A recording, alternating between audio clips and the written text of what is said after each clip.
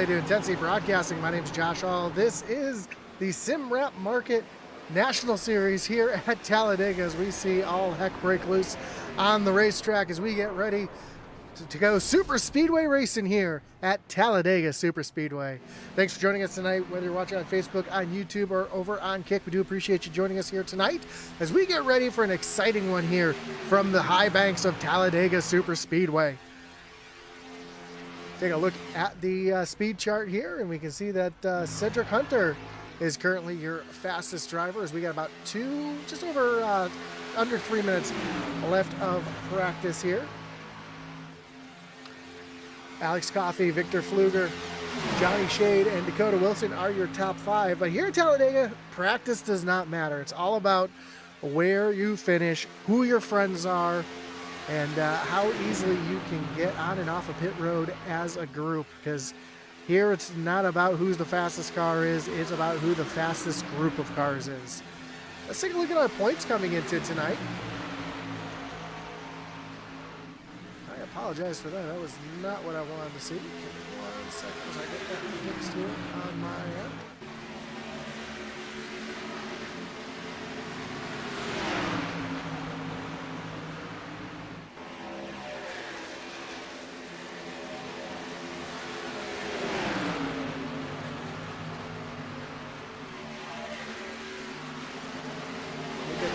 Up here in just a second as I have the wrong point standings on my screen, where you can see the drivers out there getting draft and practice underway as we have just a few minutes before qualifying gets started.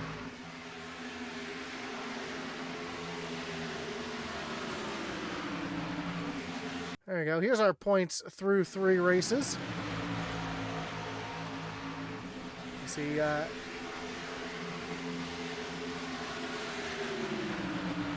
Eric Schaefer still up at the top of the leaderboard. Alex Coffey sits back in second. Cedric in the third. Dalton Tucker and Greg Laughlin back in the top 5. We'll leave this up here for a moment, though, so you can see where your favorite drivers are slotted here in the points.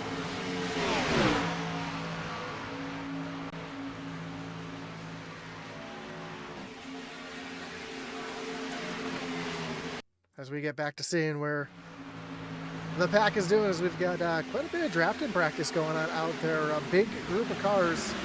We're chasing down another big group of cars right here, and this is what we're going to see in the race here. A lot of 2 and 3 wide racing.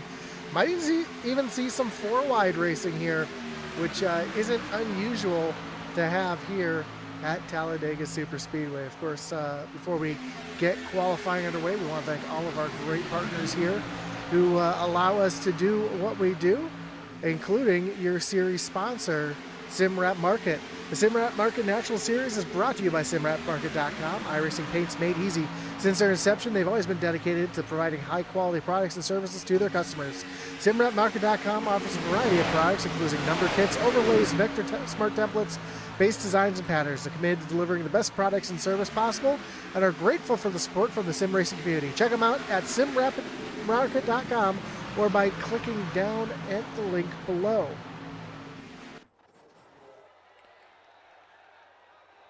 As practice gets finished here and we get ready to go qualifying, and it's going to be a moment before we get qualifying underway. So we want to thank our other great partners here on IntensityRacing.com, including our partners here at Intensity, including Race EPI for all your iRacing coaching and setup needs. Visit raceepi.com. You can check out our website as well. Link down below to Intensity Apparel and broadcast, and of course our great partner over at Butt Kicker. Butt Kicker is a well-known and established leader in gaming haptics. The award-winning line of Butt Kicker products lets users feel low-frequency sounds. Check out thebuttkicker.com to figure out which Butt Kicker product might be right for you. See who our first drivers are to make their way out onto the racetrack. We see here's the 92 of Timothy Stubblefield out on the track. And looking like we're going to have a pretty big field here tonight from Talladega.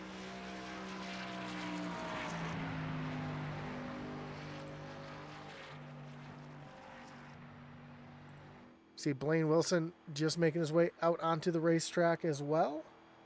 So you can find someone who, there we go. Here's Shane Loveridge just coming down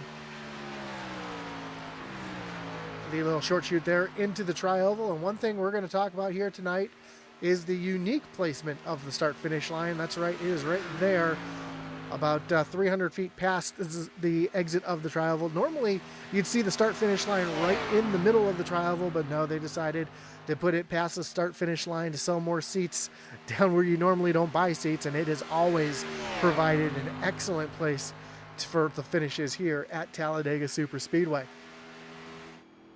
Lane Wilson also out there on the racetrack, very, very slow on the racetrack. Here's Ryan Mullins making his way off of through turns 3 and 4. Aaron Adcock, another driver, running that high line, trying to get that car wound up the best that he can. Who's going to be the first one to set a time here tonight? Looks like Tracy Passons is going to go up to the top of the leaderboard in that pit boss machine.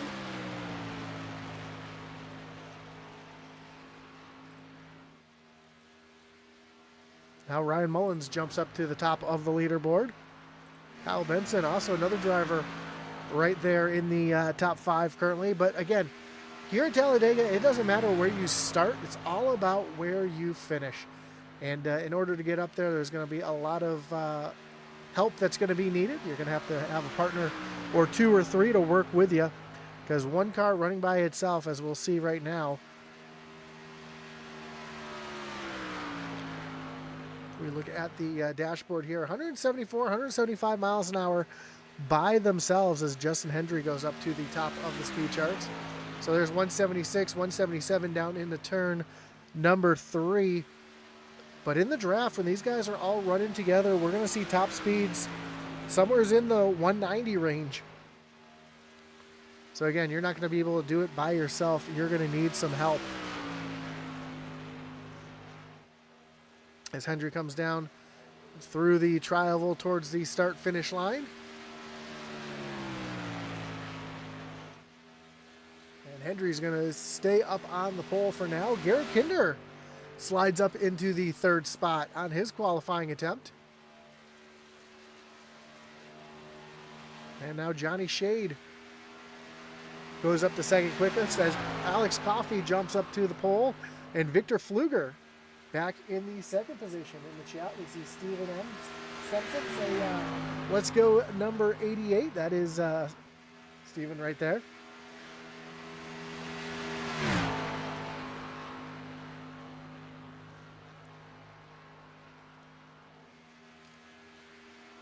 He works his way down through turns 3 and 4. Johnny Shade does. And now Brandon Banks jumps up to the 2nd position. The Myrtle Beach, South Carolina native. Myrtle Beach, one of my favorite places to go for vacation. Currently jumps up to the 2nd position. And James Kunkel goes up into the 13th position. And Kyle Roberts now making his way down the short chute between turns 4 and the tri-oval as he makes his way through the tri-oval.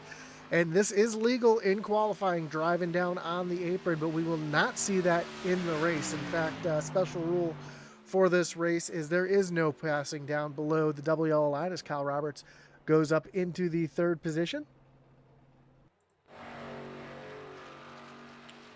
Tony Kivett just making his way out onto the racetrack. Here's Lucas Lyons coming down the backstretch for the first time towards turn number 3. Steven, that's my son. Love Talladega. Talladega, one of my favorite tracks as well. I'm known around my groups as one of the Superspeedway specialists. Always a threat here at the high banks of Talladega and Daytona. Just this style of racing really suits me, and it's something I love. And again, it's style of racing. It's like chess at 200 miles an hour. You're not looking directly in front of you. You're not thinking about passing the car in front of you. You're thinking about the move 3, 4, 5 moves ahead. It's like playing chess, and it's one of the things that makes it really, really fun about these racetracks. And again, You can't do it on your own. You have to have someone with you, especially if you have a teammate or someone you're really comfortable drafting with. It can make all the difference. And we see Charles Stevens making his way through turns 3 and 4. Coming to start take the white flag on his qualifying attempt. And Talladega and Daytona, these super speedways, they're the great unknown. They're the great equalizer. Anybody can win at any time. You could have a driver who dominates a season and wins every race, but loses the 2 super speedway races because those drivers just didn't have the right partners to work with them, as Charles Stevens goes up into P20. Here's Christopher Tate coming down across the stripe on his first attempt. His first lap moves him up into the 33rd position. Looks like we're going to have 38 cars starting the race here tonight, which is going to be awesome here for a super speedway race. We see Charles Stevens Jr. coming down through turns 3 and 4. For sure, Stevens says for sure all about that draft, buddy. Yeah, it is, and it's one of the things that I love about super speedway racing. As Stevens comes across the stripe, he actually goes a little bit slower on his second lap, so he's going to stay back in that 21st position. As Tony Kivitt now jumps up into the 13th position, so a big jump for him. And Dalton Tucker just went P2 on his lap. He's going to call it quits after that first one. Here's Cedric Hunter coming across the stripe to start his first of 2 laps.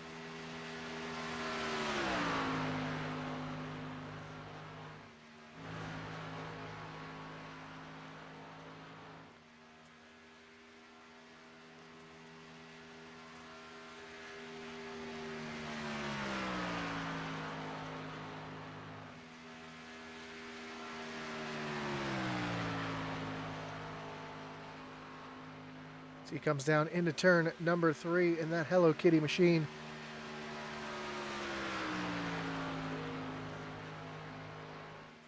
Shane Wyatt says, let's go full lock racing, Big Fish Motorsports. And Steven says this is going to be an amazing race, and I agree. This is going to be an absolutely awesome race to watch.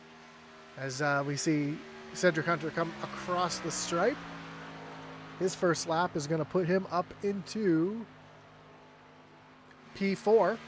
See if he's able to improve on that on his second lap. Possibly see Dakota Wilson coming down to take the white flag on his second lap here. Comes through the short chute towards the tri-oval.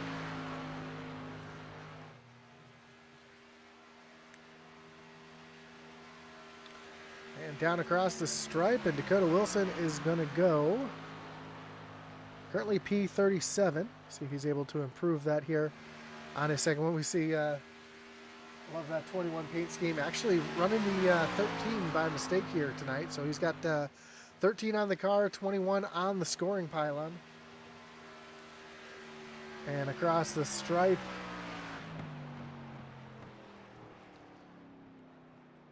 and he's going to stay currently in that 4th position as qualifying is about to come to the end. And we're getting ready to look at our starting grid here from Talladega Superspeedway.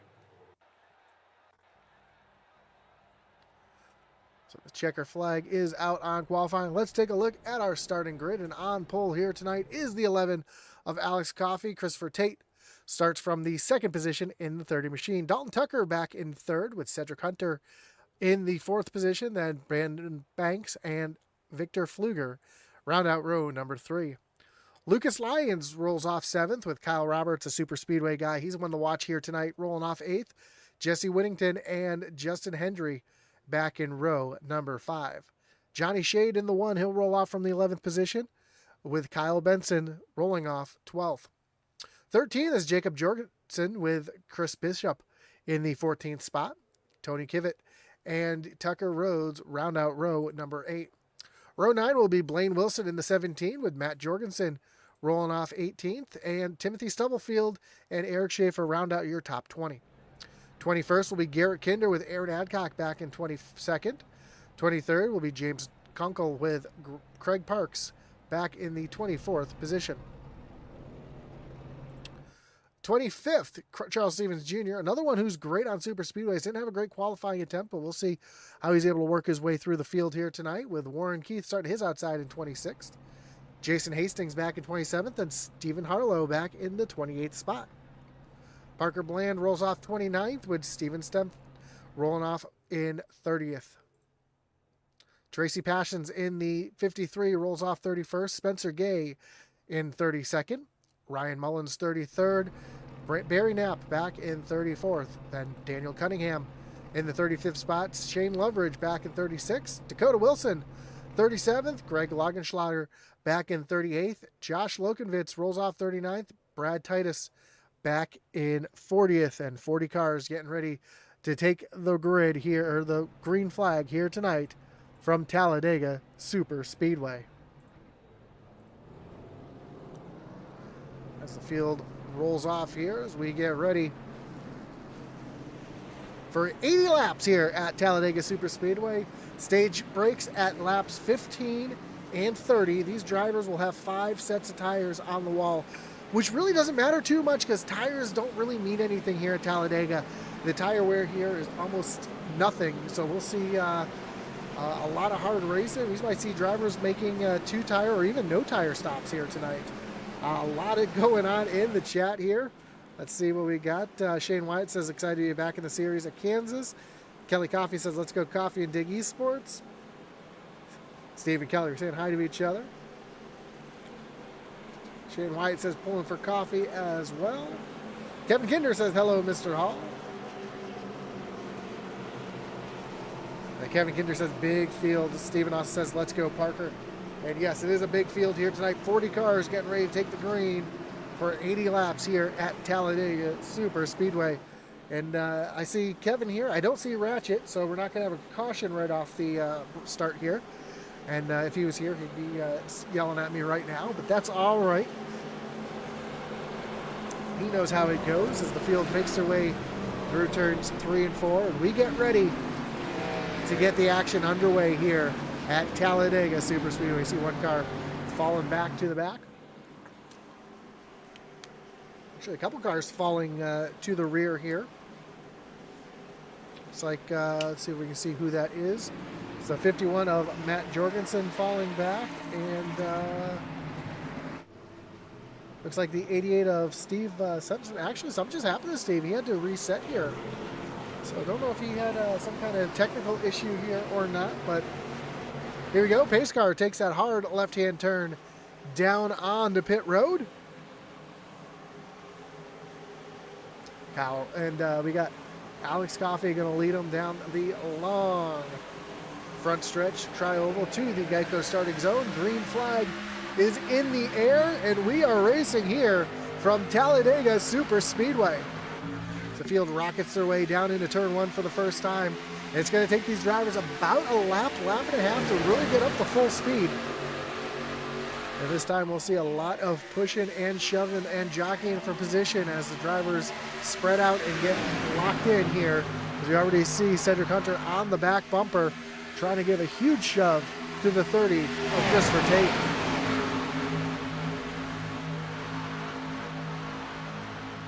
Tate's got that position, but doesn't look like he's going to leave Cedric behind as they come through turns 3 and 4 for the first time. Here comes the push back down on the low side as Coffey getting a big shove here from Dalton Tucker as they come. Oh, big Tate gets turned right down in the Coffey into the inside wall.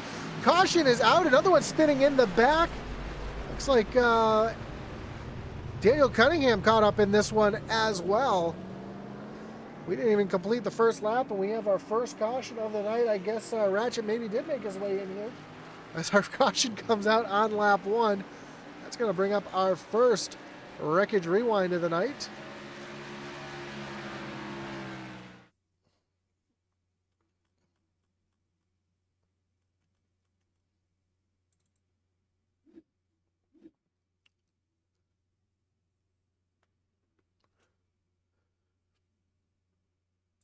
As they come off of the turn 4 here, Yeah, it looks like Cedric just trying to give a real good shove to Tate there, and they make contact. And as they do, they come sliding down. Him and Coffee come sliding down into the inside wall. And then if you look behind, we'll see Daniel Cunningham. Looks like he was checking up and got turned from behind. That's what caused him to go sliding down as well. Looks like, oh no, he did make some contact there with Coffee. So tough break for a couple drivers already. It looks like Coffee's got the worst damage of it all, though. It looks like that car will be done for the night. Daniel Cunningham looks like he got away with one pretty well. Same with Christopher Tate. Doesn't look like too much damage to the 30 machine. And aerodynamics are huge here. It's really important to keep your car clean. Let's take a look here in the chat. And Go Dakota, my Sunoco Cup Series crew chief, Shane says, yes, not sure what happened to Sempin, but looks like he is still on pit road. Yeah, Shane says hard hit for the 11. And Kelly Coffey says, oh, no, there are no fast repairs in this series. So that is one thing that this series does not have fast repairs. So any damage that is accrued during the incidents, you will either have to try to get fixed up or you will be done for the night. We see there's the 30 of Tate coming down on the pit road. Looks like he's going to try to get a little bit of damage fixed up. Doesn't have too much, as I said. Looks like he just slightly caught the inside wall. Same thing for Daniel Cunningham. It's a little bit of damage on the rear for that 30 machine. But Alex Coffey getting the worst of it. That car looking like a modified with the whole front clip missing. So it does not look like he's going to have much speed here. Doesn't mean he's out of the race. I mean, anything can happen. This is Talladega Superspeedway. The big one can happen at any time. What I mean by that is because how tight these cars run together, it's possible to see an incident that wipes out 10, 15 cars in one shot. And because of that, Alex Coffey could still gain a few positions here and come out here for points. So I'm sure he is not out of the race. He is going to try to salvage as many points as he can tonight. Unfortunately, that means that he is going to be out there running at not full speed.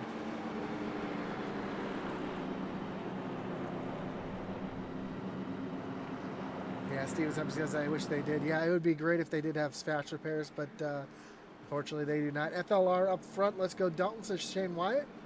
And yeah, first lap really stinks, but it can happen. And man, who remembers years ago, Mark Martin and Jimmy Johnson at Talladega? They didn't even make it to the green flag before they wrecked.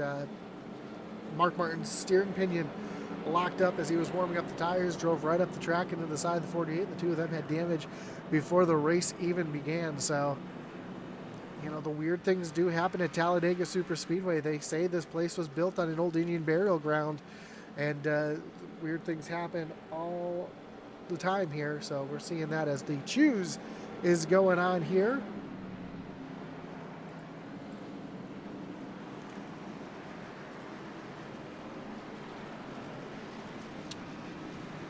So it looks like Dalton Tucker here is going to choose the inside lane. Cedric Hunter on the outside. Victor Pfluger, Justin Hendry, Lucas Lyons, Christopher Bishop. So we're going to re-rack them, restack them, and get ready to refire them here at Talladega Superspeedway. Looks like Coffey's still on pit road, and not sure what happened to the 88 here. I see the 88 still sitting down on pit road. He is currently being scored 2 laps down, and not sure if he has a technical issue or something happened there, which is possible. Could have a wheel come disconnected, pedals not working properly. So just like in real life, technical issues can happen. But he hasn't left the server yet, so it doesn't look like it's a computer-related problem. Could be a graphics or hardware-related problem for the 88 as he sits stationary on pit road.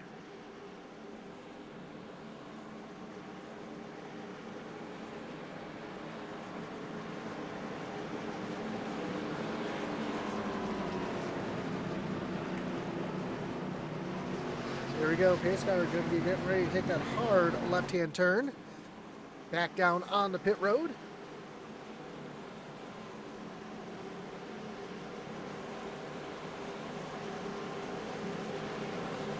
As we get ready to go back green flag racing here from Talladega Superspeedway.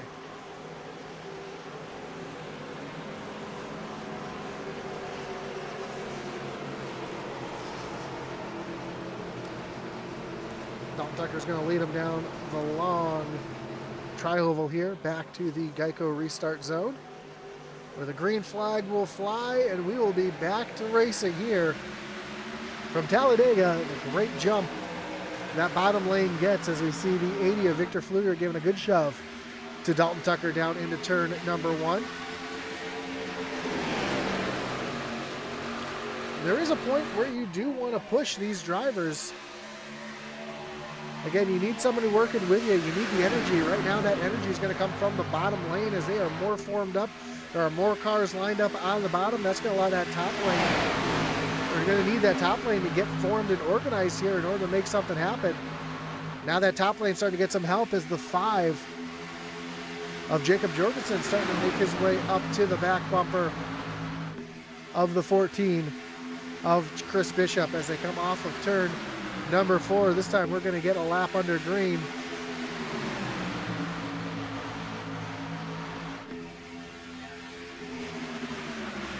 As the field rockets down past the start finish line and down into turn number 3. 2 by 2 by 2 all the way through the field. Right now, again, that bottom lane looks like it's a little bit better formed up than the high line. The high line can keep that momentum going.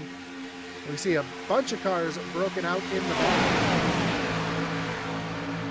As the field makes their way down the backstretch towards turn number 3. And that looks like Cedric Hunter's starting to get a bit of a run there on the high side. Here comes Tucker back with a push from Pfluger down on the low side. Hunter's got Justin Hendry right there on the back bumper as they come off of turn number 4. Down through the tri-oval, and the drag race begins towards the start-finish line.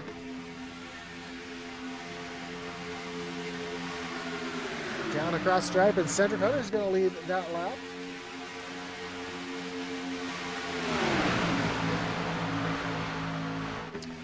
Just got word the 88 had some daddy duties, and that's why he had to pull off the racetrack. Right now we see it looks like a traffic jam at 200 miles an hour going into turn number 3.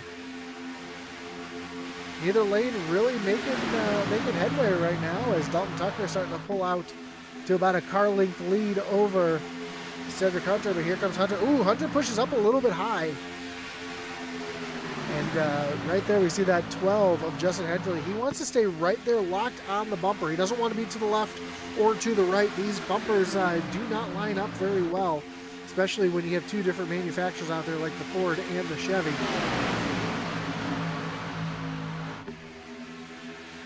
So right now Hunter just trying to do everything he can to keep that 12 car hooked up to him on the back bumper. That's what, this is how close they're getting. You want to talk about pushing and shoving? Well, there you have it as they come down as out the back bumper of Dalton Tucker.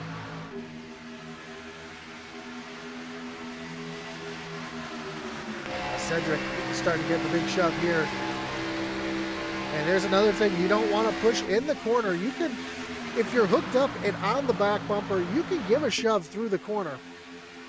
But you don't want to be making contact in the middle of the corner. And that's why you saw that 12 lift a little bit back off in the middle of the corner as we got some 3-wide racing towards the back of the pack. But once you roll up and you connect, there's a bubble that gets between those cars, a bubble of air. And that's why you see some of these cars struggling to get to the back bumper of the car in front of them. Once you break that bubble and you can get on that front bumper like we're seeing right now with Justin Hendry,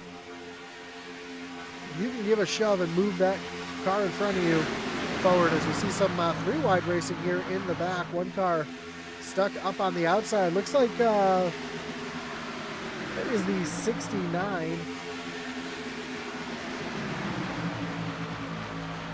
We see Tate working out there as well.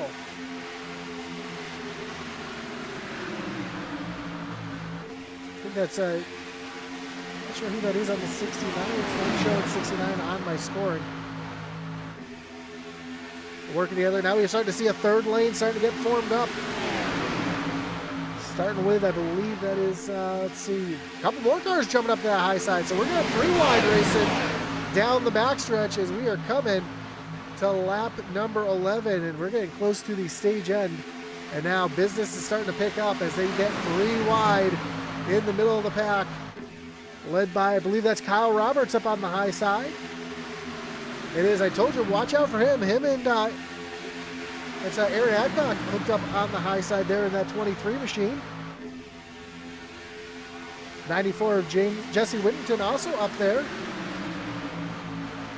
Timothy Stubblefield works up to the high side, so we're starting to see that top lane starting to move. Back up the front, though, Cedric Hunter is pulled down in front of Dalton Tucker to take over the lead as they rocket down the backstretch.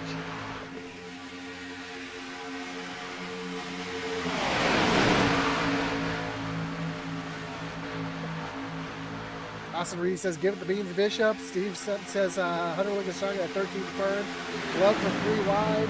There's Ratchet. Ratchet, I thought you were here already. We had a caution on lap number 1. Thought that's when you showed up, but apparently it is not. As we see the 70 of Kyle Benson now trying to make something happen here up at the front. As he's getting a big shove here now from the 25 of Lucas Lyons. So a little bit of position changes already towards the front. Ooh, one car gets way out of shape back there. That was the 5 of Jacob Jorgensen got shoved up to the high side as they've gone back to 2 wide. Thought about getting that 3 wide action going, just wasn't able to get it going early enough. Now we're starting to see drivers pull back out to the high side. Ooh, big move for Tate as he tucks back in behind, and now he jumps back out to the high side. That was a move behind Stephen Arlo. And now he's getting a shove here.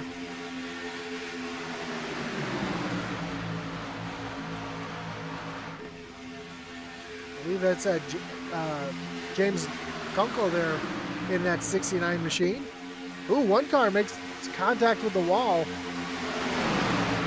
As up front, we're starting to get 3 wide again. We see Tate up on the high side. There's the 12 of Justin Hendry. Tate, who got caught up in that lap 1 incident. Big moves here. Coming down the backstretch, 3 wide. Dalton Tucker is stuck in the middle, has no help right now. He's in the sucker hole as he's trying to get some help here. He looks like he's going to get it in the form of Christopher Bishop. More dicing here at the front. As now we see Kyle Benson trying to challenge for the lead with a shove here from Lucas Lyons as they come 3 wide down through the tri-oval. Hendry up on that high side getting a shove from Tate. You see him pushing, shoving, and the moving around as we come to lap number 14. Kyle Benson with the lead in the middle lane. He's got tons of help there in that middle lane. We see Hendry trying to get something formed up on the high side. He's going to get a shove here from Tate as they come down the backstretch. And remember that double yellow line down there is out of bounds, so we will not see anybody diving down onto the apron to make a pass. As they go 3 wide into turn number 3.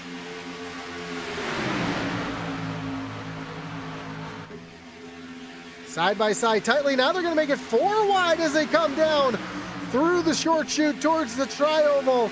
Tate up on the high side, 4 wide. He's got Kunkel right there behind him. Cedric Hunter comes down to the stripe. Caution is out. Cedric Hunter is going to be your stage winner. We're going to wait for this one to cycle through before we figure out who our stage, what the lineup is for the stage, but we know that Cedric Hunter out in front is your stage 1 winner.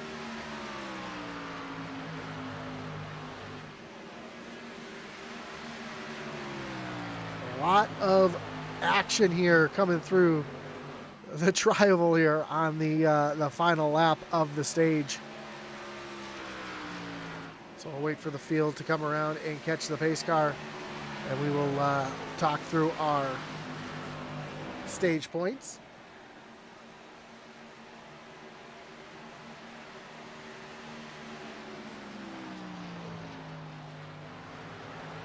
I didn't jinx the 13 or the 16 there, Ratchet.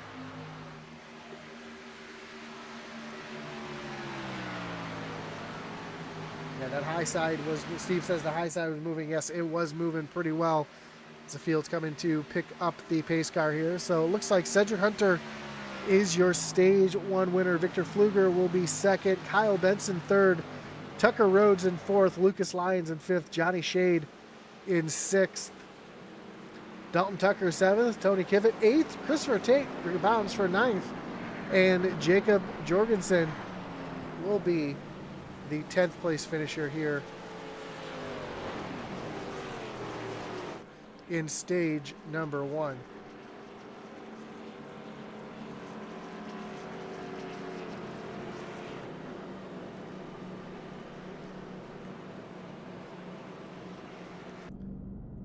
So pit stops getting ready to get underway here.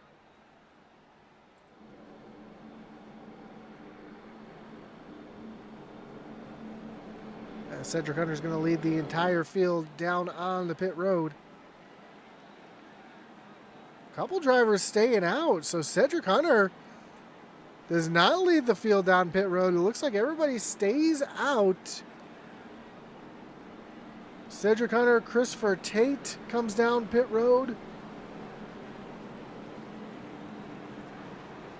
Warren Kyle Keith, Timothy Stubblefield, Jason Hastings, Eric Schaefer, Daniel Cunningham, Brandon Banks, Craig Lautenschlager.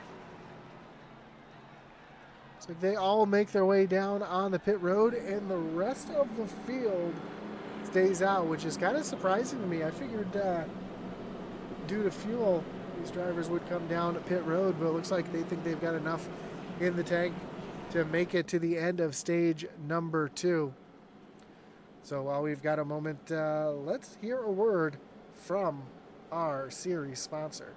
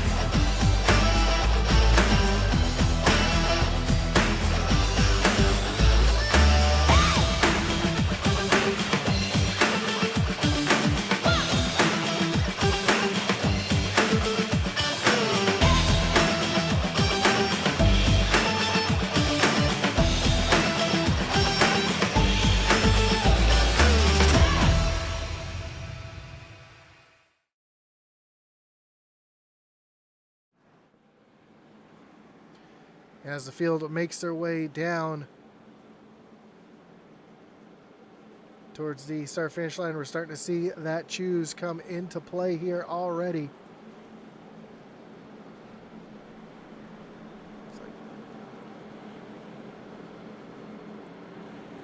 Seeing drivers jump to the high side and the low side.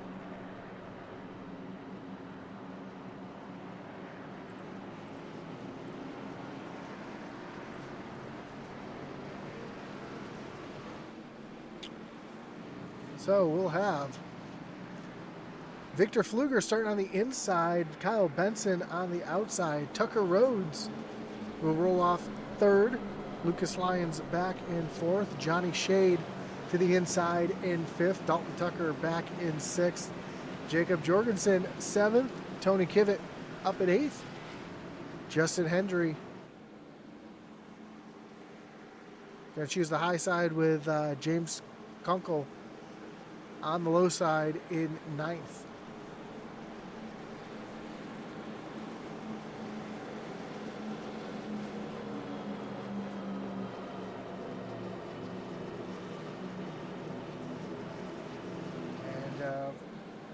from the chat here. Kelly Coffee says the 11 is out with a blown motor. So he has retired for the night. So involved in the lap 1 incident when Tate got spun off the front bumper of Cendric, and Daniel Cunningham got turned around and involved in that from the back of the pack as well.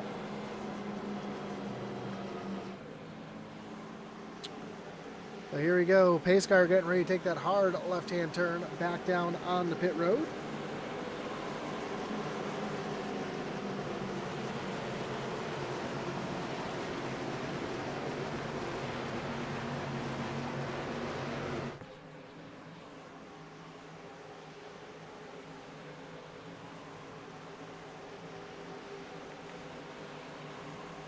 So come down towards the Geico restart zone.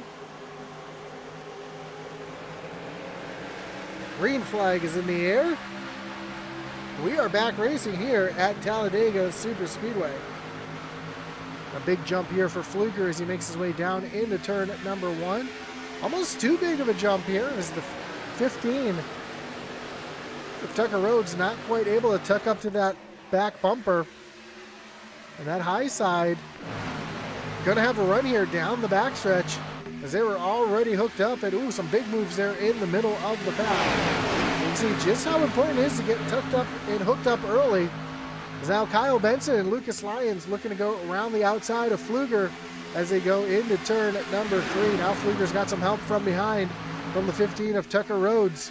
They come off of turn number 4. They're going to be side by side, locked up through the short chute towards the tri-oval. And it doesn't look it, but that tri-oval is treacherous. There's a lot of bumps down there. It's much flatter than the rest of the track, and you can see some drivers really get out of shape there coming through the tri-oval. Well, you're starting to see the pack kind of break it up a little bit.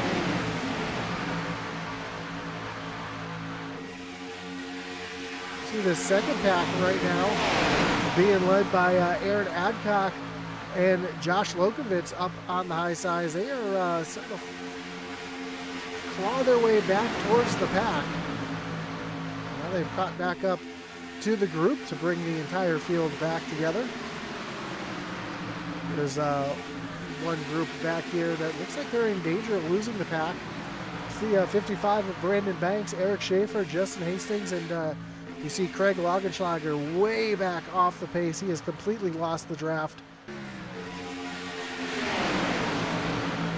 once you lose the draft, unless the caution comes out, there is no way you're catching back up. And already we're seeing some 3-wide action back here in the back. Led by the 51 up on the high side. As Matt Jorgensen now see a couple more drivers pull up in front. Jesse Whittington up there, as well as the 17 of Blaine Wilson. And we got 3 wide early in this stage as they're trying to make their way up towards the front. Now the 14 of Chris Bishop jumps up there as well. When you're in that high lane, yes, it's great to have more cars and have more drivers working up there to try to make their way forward. But as you get drivers that just pull up in front of you, it breaks that momentum up there and really hurts more than it helps. Also, we see a little bit of side drafting going on here. If you aren't familiar with the side draft, that's, you see those spoilers, which are really, really small on these cars compared to the Cup cars that you see on Sundays. But you can pull right up, as you see the one doing a little side drafting, Johnny Shade down there. If you can pull right up to the door of the car next to you, these cars create a wake of air. It's invisible, but it's a wake just like you'd see in the water. There's a couple of cars get up into the outside wall, but no harm, no foul. They continue forward. And if you can dump that wake right onto that small spoiler, it actually slows that car down that's next to you. So these drivers use that air to their advantage to try to pull the driver next to them backwards and break the momentum. As we see the 14 still up on the high side. That's Chris Bishop Still trying to make that high lane work with just 4 cars up there. They're going to need a couple more cars together to try to make something happen.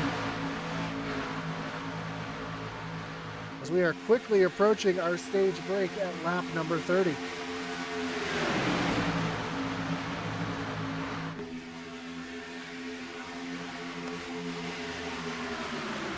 Still up front, we've got Lucas Lyons and Kyle Benson battling out for the race lead. Dalton Tucker, Victor Fluger try to do everything they can. Keep those 2 cars up in front. Is looks like Jorgensen coming down pit road. Oh, heavy damage to the right side of that 51, making his way down onto pit road. That is why. Trying to get some damage fixed up. That might end his night, though, as it looks like that right front wheel was pointed to the right. A little bit of damage. Ooh, big wiggle out of Tucker Rhodes right there in that 15. That is not a feeling you want to have when you are in the pack at 190 miles an hour, is having that car sliding around tank slapping side to side.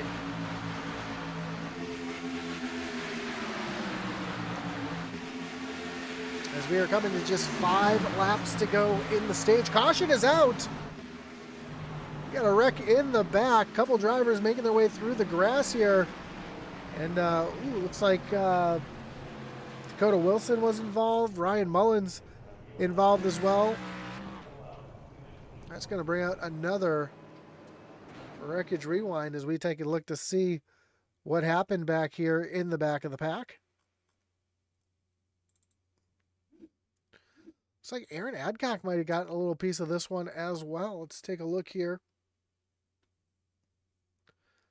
Oh, you can see it happening right there in the middle of the field. A little contact there as they start to go 4 wide.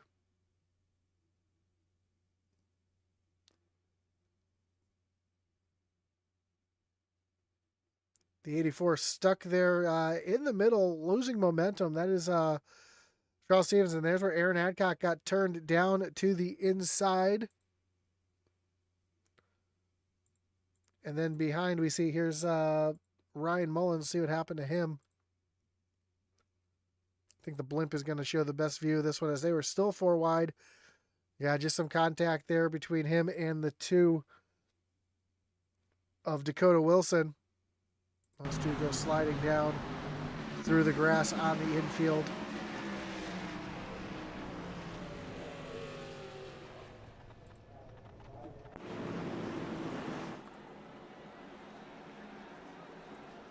So that's going to change the dynamic here for the shootout to the end of the stage. Let's go back to the chat for a minute here and see what we got here.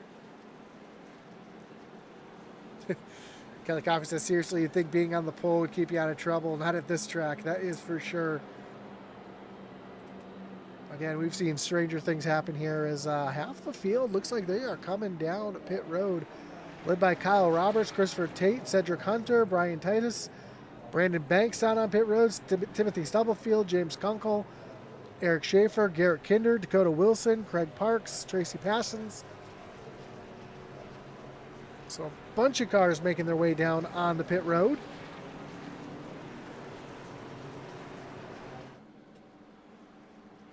Looks like it's going to split the field pretty much in half.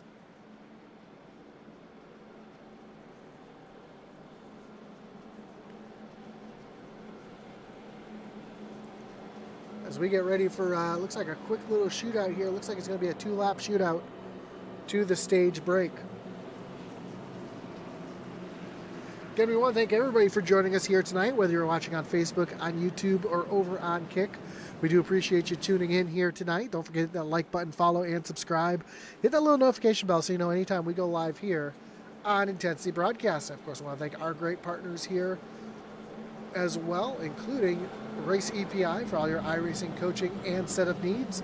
Visit raceepi.com. You can also check out our web store over at intensityracing.com, where we have our apparel shop, some local racers from the Virginia area. Also, we do make custom apparel as well, so you can check all that out at the link down below at intensityracing.com. And of course, we can't forget about our great partner over at Butt Kicker. Butt Kicker is an established and trusted leader in gaming haptics. The award-winning line of Butt Kicker products lets users feel low-frequency sounds. Their products are used and endorsed around the world by leading PC and console gamers, including professional sim racers. The patented design makes them incredibly accurate, powerful, and virtually indestructible. Check out the full line of Butt Kicker products and figure out which one's right for you. Visit thebuttkicker.com as we get the choose underway. Kyle Benson's going to choose the high side. Victor Pfluger on the low side. And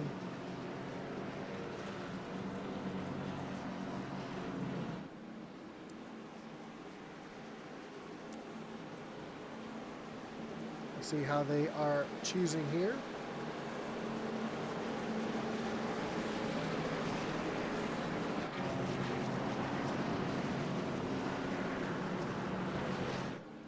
Can we give a shot of Kinder's car? Of course we can give a shot of Kinder's car. Let me find him here on the racetrack. Kinder running that gray and black machine. Big Frig. Kinder Farm and Ranch on the hood.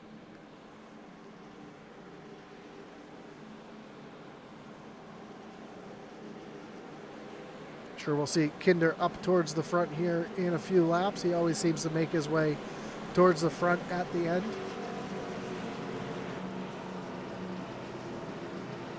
Here we go. We are re-racked, restacked, and getting ready to refire here.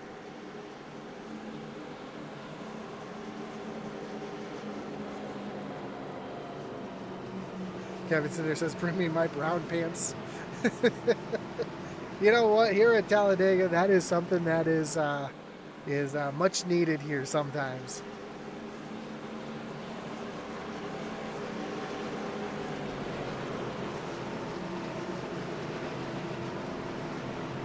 So here we go. We're getting ready to go back. Green flag racing. Victor Pfluger down on the low side. Kyle Benson up on the high side.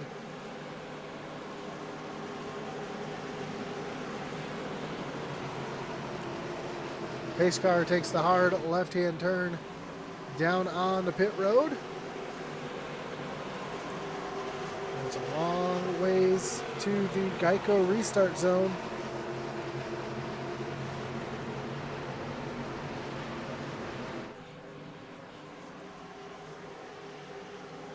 Go. Green flag is back in the air. We are back racing here at Talladega Superspeedway. Great jump for Kyle Benson. Again, maybe too much of a good jump as he is out in front. Now he's got some help coming from behind, and that's in the form of Lucas Lyons up on the high side. And then Dalton Tucker there in third. And then another car as the 5 of Jacob Jorgensen. Getting lined up. 4 cars lined up on that high side are going to do better than the 2.5 cars lined up on the low side. We should see that high lane starting to make some hay while the sun shines here early.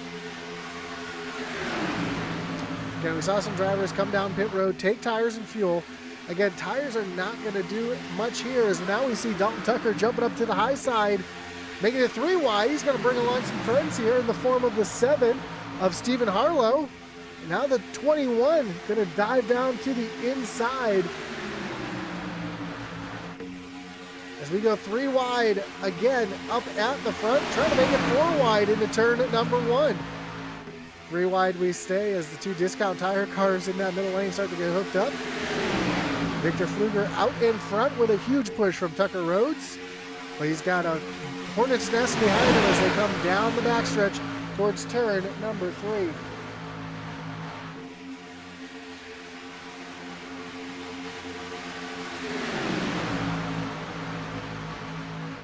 Come down off of turn number 4.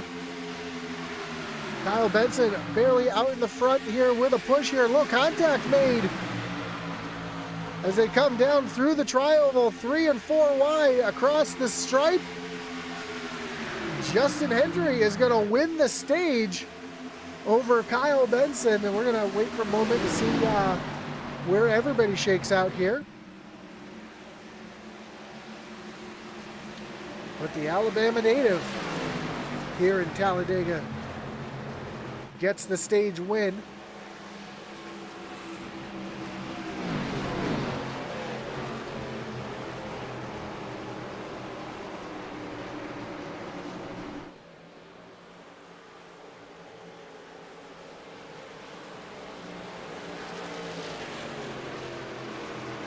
yelled at in the chat here for not showing the deck lid on Kinder's car. So once we get everything squared away here, we'll take a look at that deck lid and see what everybody's talking about in there.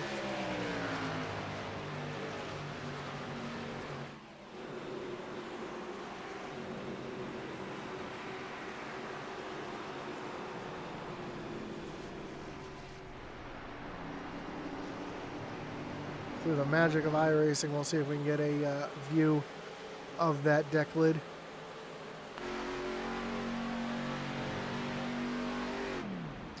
There it is, Ratchet Speed Shop right there on the back of that number 16. You hear Garrett Kinder shutting the car off.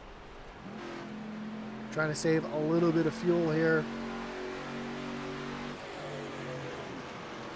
So it looks like your running order here, you can see it on the left there. Justin Hendry wins the stage. Kyle Benson is second. Warren Kyle Keith comes home third. Victor Pfluger in fourth. Lucas Lyons fifth. Tucker Rhodes in sixth. Charles Stevens Jr. in seventh. Johnny Shade eighth. Jacob Jorgensen back in ninth. And Jesse Wigton going to round out your top 10. Now I imagine you might see the entire field come down pit road.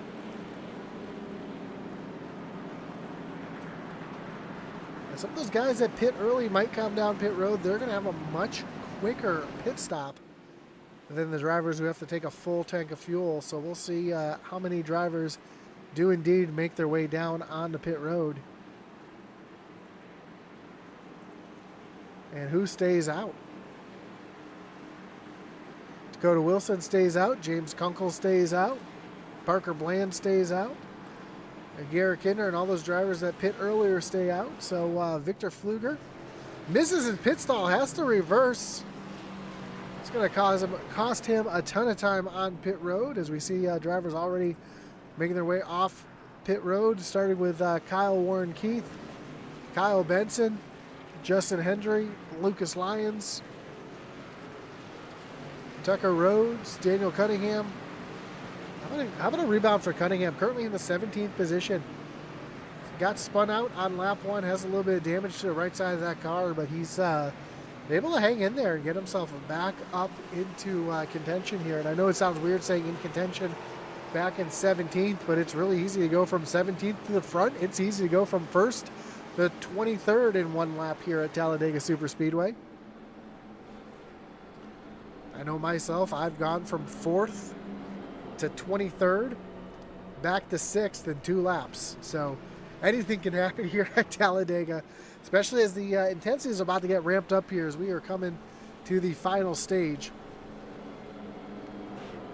And let's take a look at what's coming up next. 2 weeks from now, we'll be racing at Kansas. Then we'll be turning left and right at Sonoma before heading to North Wilkesboro, Charlotte, Nashville, and Indianapolis. Dover, Darlington, and then Daytona to round out the regular season before we get the playoffs started. Myrtle Beach, more turning left and right at Watkins Glen, one of my favorite tracks, almost a home track for me. Texas, Michigan, returning here to Talladega, Las Vegas, and then Homestead. So a great season rounding out in November.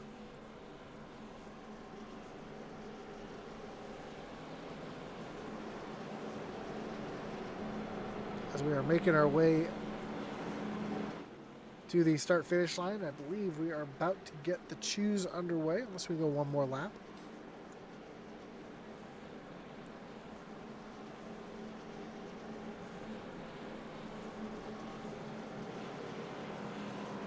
Here we go. Lights are going to turn off on the pace car. Drivers are going to make their lane choice.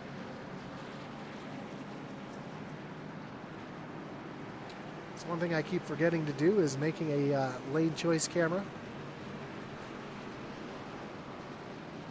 Somebody posted in the chat here the other day, not the chat, but the league Discord, about having a choose truck or choose car, because that's what another league was doing, and it was pretty neat seeing having that choose car there in the middle of the track. Lane drivers know where to make their choice. Unfortunately, we didn't see somebody get plowed into, or somebody plow into the back of that choose car, so I can understand why it's not done here in this league.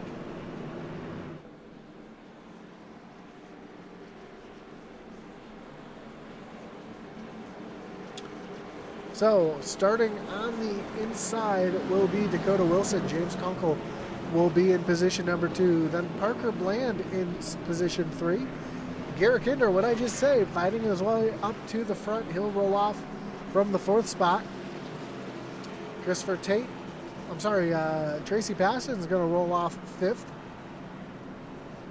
With Kyle Roberts back in 6th. Brad Titus back in 7th. With Christopher Tate in 8th. Then Timothy Stubblefield and Warren Kyle Keith round out your top 10 as we get ready to go back green flag racing here at Talladega for the final stage.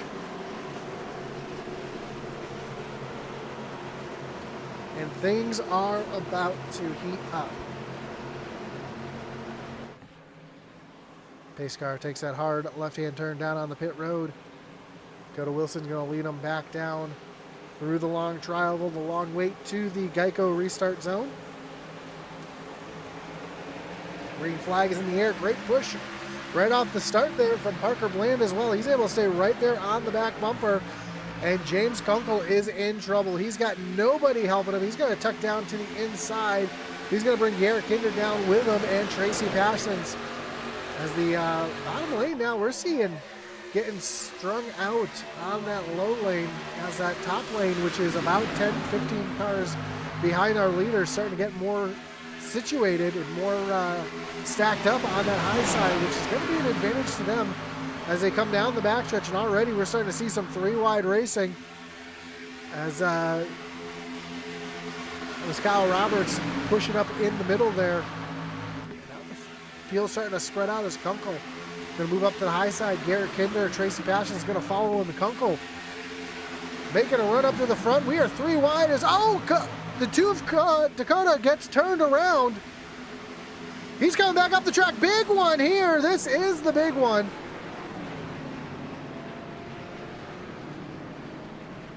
Caution is out.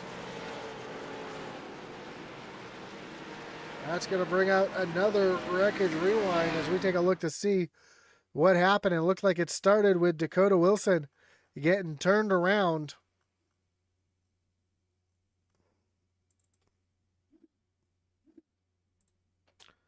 So you can get a good view of this one. Oh, here we go. Let's rewind just a little bit. And you see Wilson getting a little bump there off the 16 of Garrett Kinder. Doesn't look like it was intentional, just not quite lined up there. Comes down into Parker Bland. Almost goes over right there. Then the 2 trying to get it back under control at this point. He's just along for the ride as you're sliding through the grass. Trying to hit the brakes, trying to get it slowed down. Comes back across the track, catches the 55. Cunningham gets a piece of that as well. Cunningham up, almost up and over. Jesse Whittington gets a piece of that as well. Let's go back and ride along here with Daniel Cunningham. Take a look, driver's eye view of what he saw, which was basically nothing. And the 55 did end up going up and over.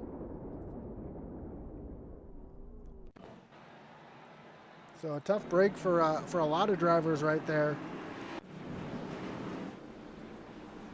Take another look here from, there's the 55 going up and over. That's Brandon Banks, and just Banks just nowheres to go.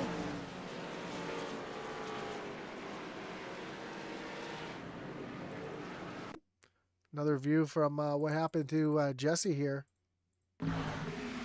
Again, track just closes up in front of him, and this has the 2 of Wilson right there in front of him.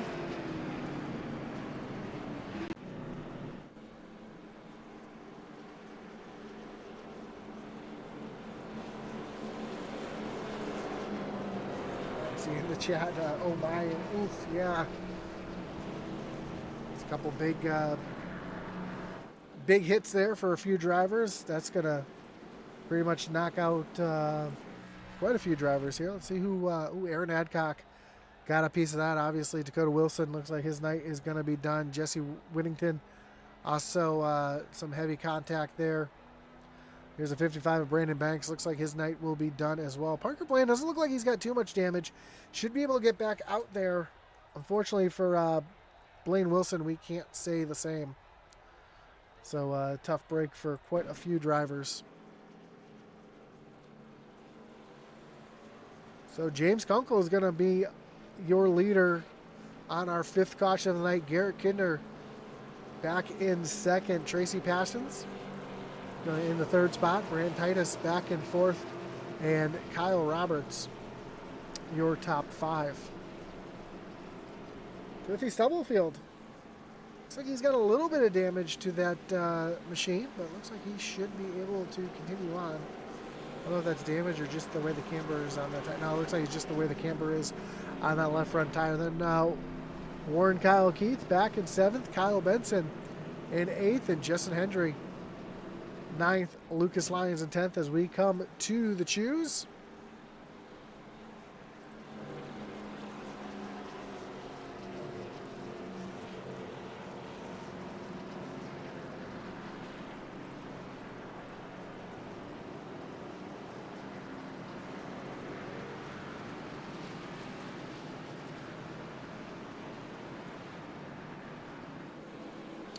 So James Kunkel will choose the inside, Garrett Kinder to the high side. Brad Titus right behind Kunkel, and Tracy Passion's going to be up on the high side as well.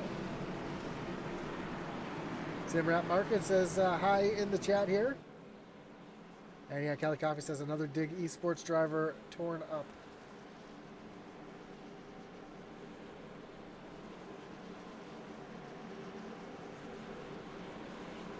So we are about a half a lap from going back green flag racing.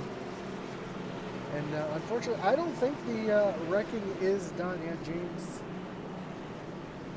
Blaine Wilson, one of the Dig Sport drivers, caught up in that one. But I don't think we're done wrecking here tonight at Talladega. We've seen a couple bad bumps go wrong. Seen a lot of aggressive driving. And we haven't even reached the halfway point.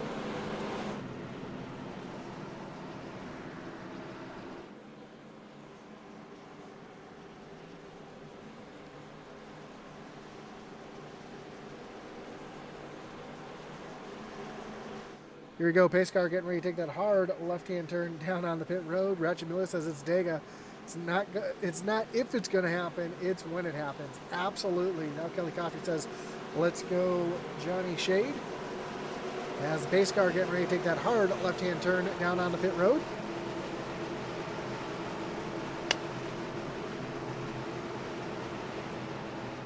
James Kunkel going to lead the field back through the tri-oval towards the Geico restart zone.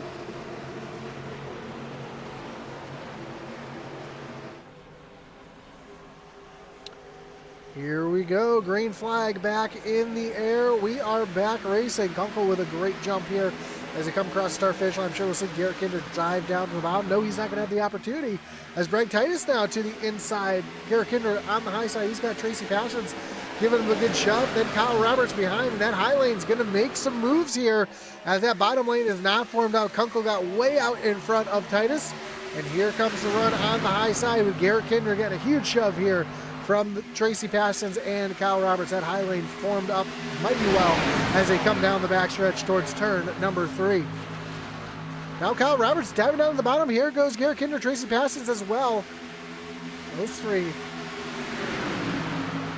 able to get tucked in down there. They are all teammates down there in the Poman Motorsports garage.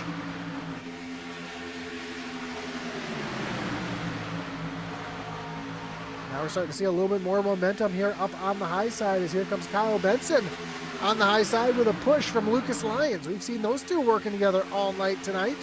They've been making good moves when the time has come. They're back to nose to tail coming through turns 1 and 2.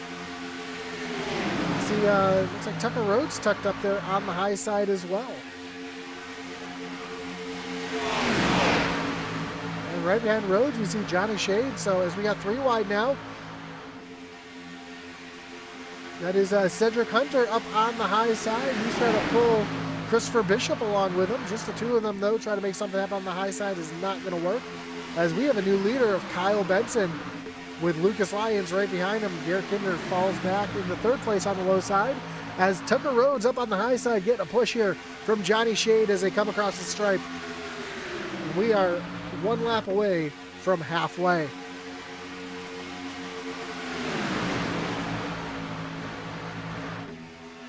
A lot of cars still in the mix here, though. As you can see, the field really starting to spread out towards the back here. Take a look here from the iRacing blimp. Ooh, one car gets out of shape. A couple drivers having to dive down to the apron. They didn't advance their position, so there's no harm, no foul. But that is going to spread out the field quite a bit. And that looked like it was Brad Titus down there on the low side. Now he's got Timothy Stubblefield right behind him, and they're trying to get lined back up, trying to get working together to get back caught up to the field, as they do not want to lose the draft. There's Stephen Harlow and Ryan Mullins, who was involved in one earlier today. Now he's finding himself back in the mix, running back in the 19th position.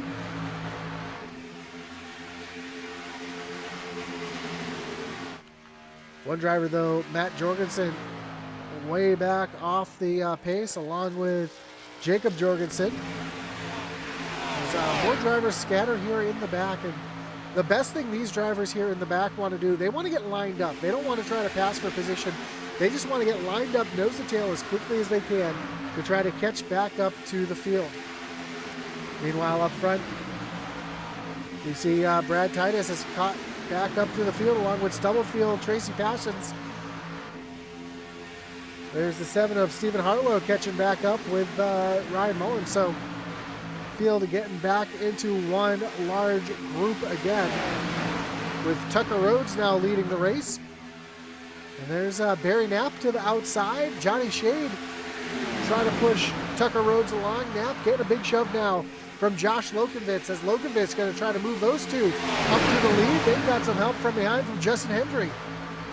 Coming up on some lap traffic, we see the slow car of Jacob Jorgensen out in front of the field.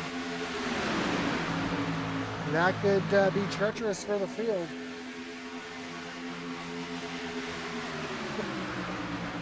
Draft is good, whether it's racing or for beer. Absolutely.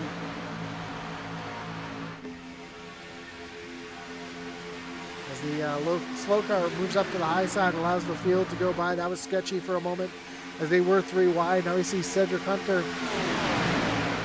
And who's that with him out there on the high side? No, he's got Kunkel looking down to the inside. Garrett Kinder trying to move his front bumper to that Hello Kitty machine to try to get that high lane going.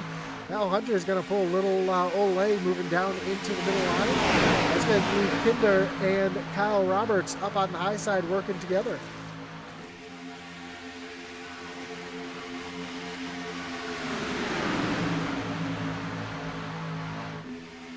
Kyle Roberts hung out to dry there on the high side all by himself as Kinder tucked down in the line. He's looking for a place, he's looking for a hole to stick his car right now. Looks like he's going to find one here as he's going to tuck in behind the 11.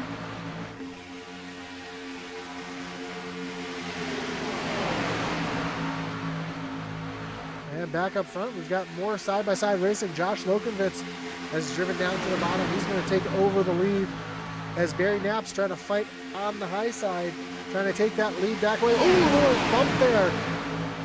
As we saw the, looked like that was the 12, or was it the 23? Yeah, that was Warren Kyle,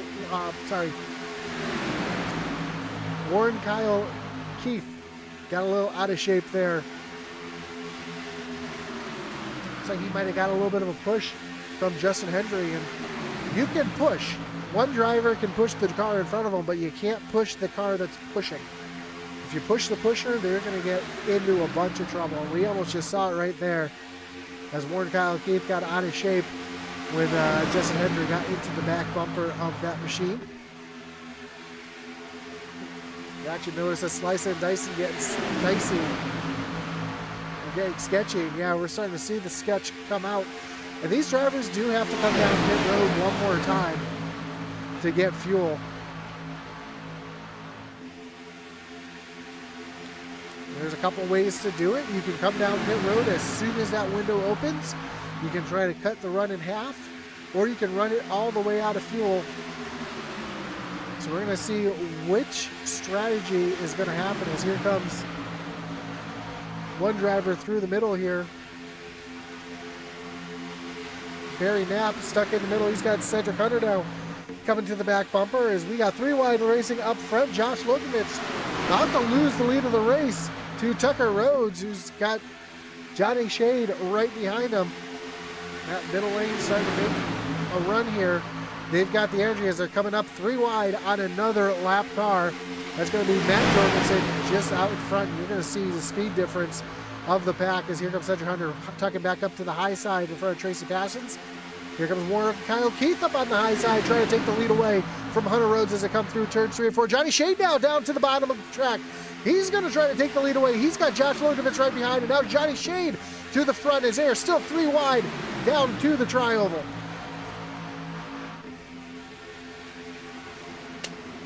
And they wreck, big wreck here on the front stretch. Caution is out, it's the big one. Caution is out.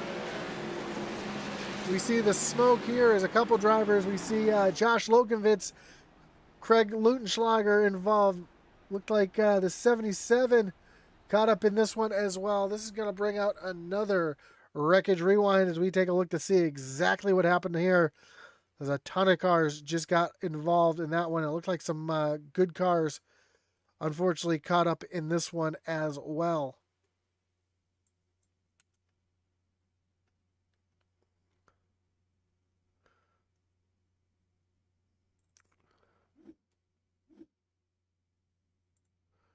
See if we can see what happened here. Might have to take a look at this one from the blimp. See Josh Lokovitz. Oh!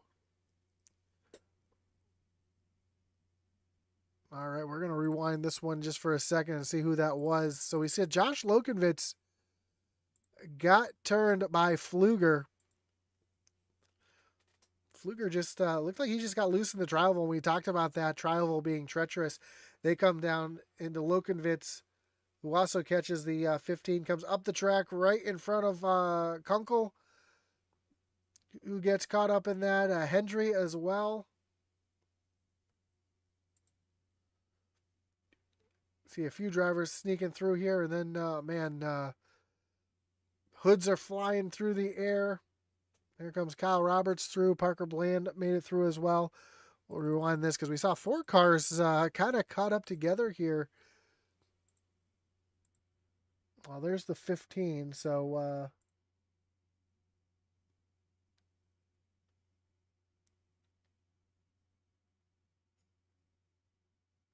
trying to find everybody on my map here is tends to be a bit difficult as we're trying to see everybody involved. Here's Kunkel involved. Timothy Stubblefield at the bottom of this sandwich here. There's the 97 of Dalton involved in that as well. Looks like Stubblefield might be able to keep it off the... No, he's going to catch that wall hard on the inside there. And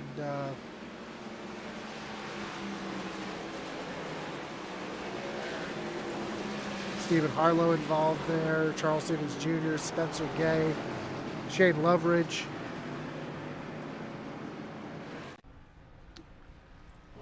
I think it'd be easier to talk about who was not involved in that one. Roger Miller says, I knew it was about to happen.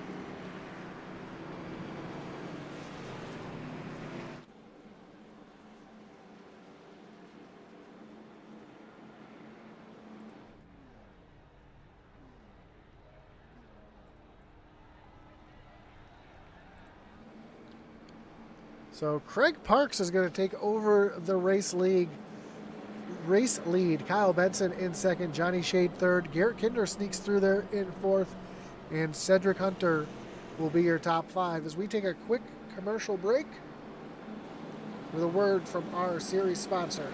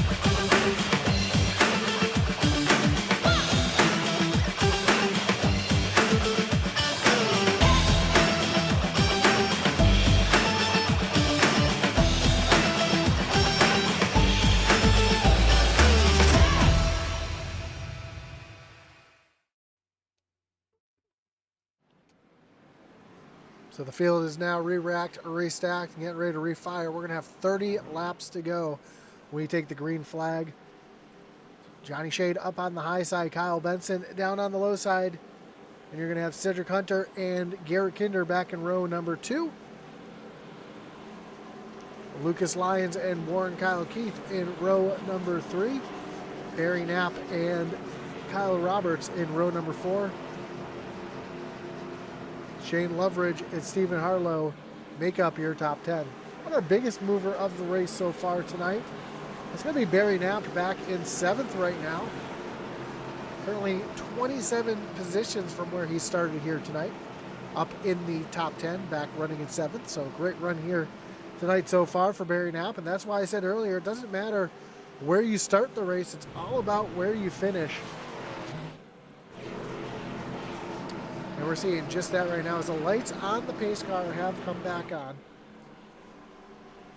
So we're going to go, at least we're going to go one more lap before we get ourselves back to green flag racing.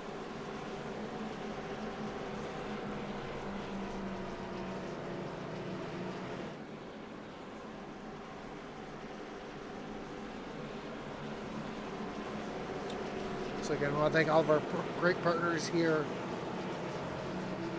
at Intensity Broadcasting that allow us to do what we do, including our great partners, including you can check out our web store over at intensityracing.com for Atlee Hatman Weiss's racing gear. There's some other local drivers from the Virginia area, as well as get a quote. If you have a race team, you're looking to get some merchandise, you can check that out over at intensityracing.com. Of course, our great partner over at Butt Kicker. For all your gaming haptic needs, check out thebuttkicker.com. Of course, for all your iRacing coaching and setup needs, don't forget to check out raceepi.com. Of course, we want to thank all of you for joining us here tonight. The chat has been awfully lively. Looks like there's about 27 people watching, so we do appreciate you tuning in. If you're just joining us, don't forget to hit that like button, follow, and subscribe, and hit that little notification bell so you know anytime we go live here on Intensity Broadcasting. Looks like 26 of you are over on YouTube. One of you is over on Facebook. I don't have a count from Kick, so I don't know if there's anybody watching over on Kick right now. If you are watching on Kick, drop a hi, say something in the chat. Let us know that you're watching. We do appreciate the participation from the chat.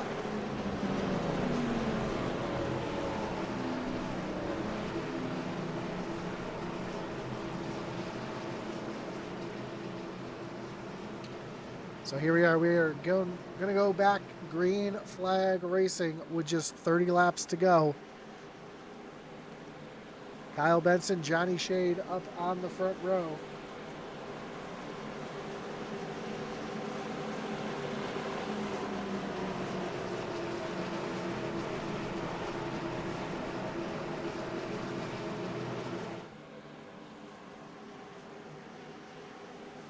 You got Cedric Hunter and Garrett Kinder sitting there in row number 2.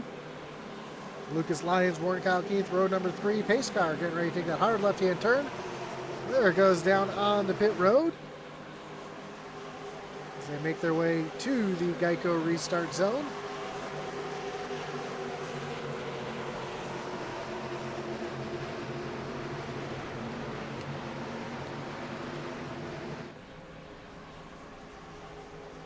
And the green flag is back in the air.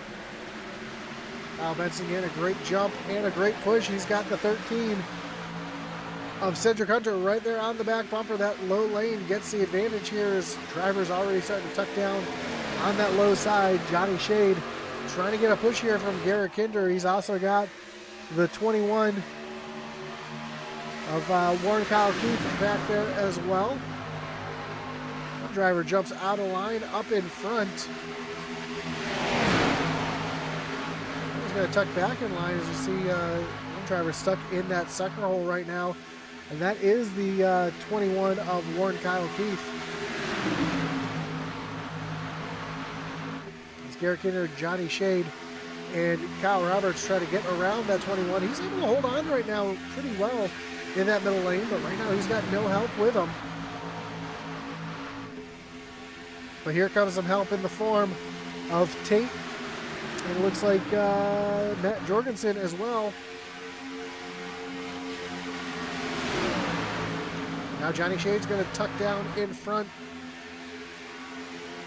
of Warren, Kyle, and Keith, and we got 3 cars in that middle lane trying to make something happen. That's going to give a big disadvantage to Garrett Kinder and Kyle Roberts up on that high side. As Kyle Benson continues the lead over Cedric Hunter and Lucas Lyons. Now Lucas Lyons jumping up to the high side, trying to see if he can steal the momentum of Johnny Shade.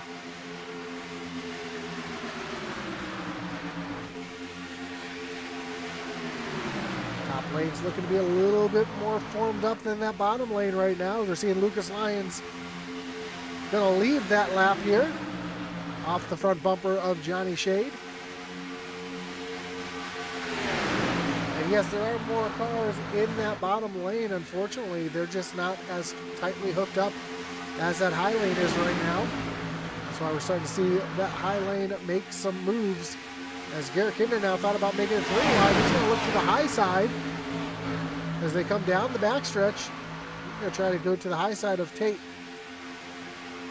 Fortunately, Kinder has no help there from behind, as Kyle Roberts was not close enough to make anything happen. Now he's going to tuck back in behind Tate. A little further back, we see Parker Bland back up into the mix, currently running in the 10th position. After getting caught up in a couple incidents, he's fighting right back here in the 12th position.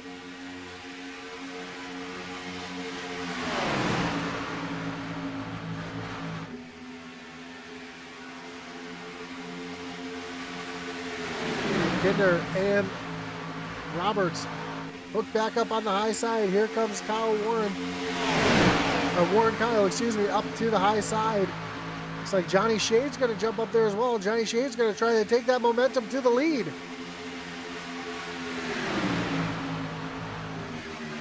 Kyle Benson back out in front with a push here from Cedric Hunter as they come through the short chute towards the tri-oval. Garrett Kinder going to tuck back into the middle lane. We see Johnny Shade and Warren Keith up on the high side. Now Keith's going to tuck down in front of Kyle Roberts. Now Tate's going to tuck in front of Garrett Kinder as Johnny Shade gets shoved up the racetrack. He's going to start falling back just a little bit up on that high side. He's got no help up there. He's going to go from battling for the lead. Looks like he's going to fall all the way back into the 14th position. Meanwhile, in front, Kyle Benson and Lucas Lyons battling it out. Oh, Bland down on the apron. Looks like he got shoved down below that double yellow line. Didn't gain any position, so he was able to cleanly get back in line. Meanwhile, we've got double file here up front. As Lucas Lyons trying to take the lead away with a push here from Christopher Tate, excuse me. Cedric Hunter down on the low side trying to push Kyle Benson towards the front. And this time, Lucas Lyons is going to have the lead, and he's almost clear of Kyle Benson. Is he going to stay up there with Tate, or is he going to tuck down in front of Benson? As they come off of turn number 2, Tate, gets underneath Lucas Lyons, and that's going to shove him up to the high side. He's going to have some help, though, up on that high side. It looks like that's Garrett Kinder up there trying to work with him, as now Christopher Tate working that middle lane with a push from Warren.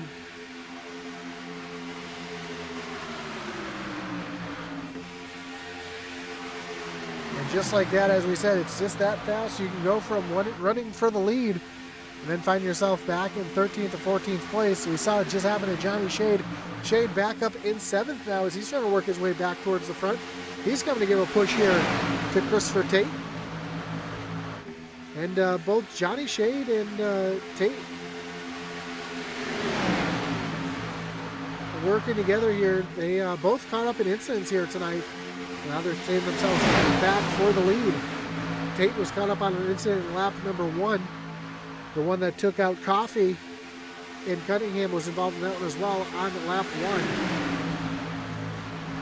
Now he's right back up to the front where he started. Started on the outside row.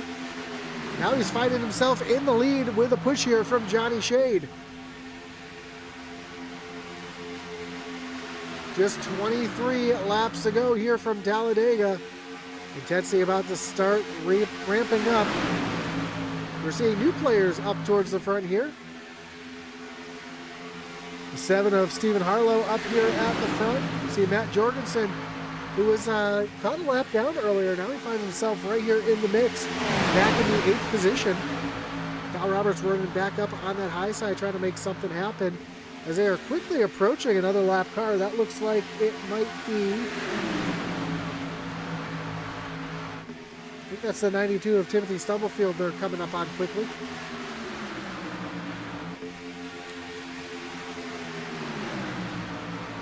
Ratchet Miller says these fellas doing work. Absolutely. As we see 3 wide racers, Warren looks to the high side of Tracy Parsons and Parker Bland.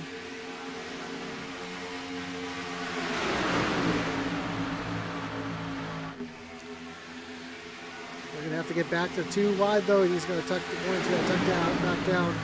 As we see Timothy Stubblefield going to pull down to the inside. I think that's Stubblefield back at the bottom. Nope, I take that back. That was, that's Aaron Adcock pulling out the apron to let the field go right on by.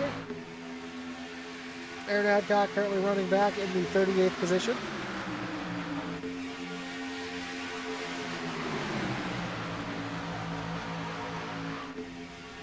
As Kyle Benson continues to lead, with Cedric Hunter giving him a shove, and Barry Knapp back in 3rd. So now Barry Knapp up 31 positions from where he started, as Christopher Tate takes that 3rd place away with a push here from Johnny Shade. And that top lane starting to get organized. Might see the energy coming from that high lane now. As Christopher Tate continues to try to work his way forward.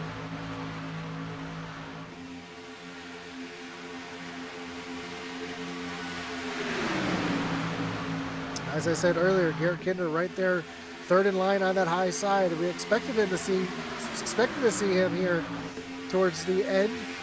He's doing just that. So he's working to the high side of Stephen Harlow.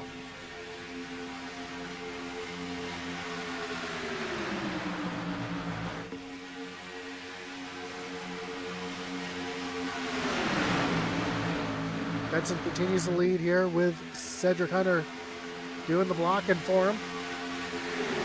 Christian Tate starting to fall back a little bit. That high lane starting to get a little out of shape. They're falling back just a little bit. But could they be saving something here to the end? And these drivers are last down on pit road on lap 47. So they should be able to make it to the end with no problems. As you see Cedric Hunter pushes up the track just a little bit, try to do a little side draft on that 30 machine of Christopher Tate.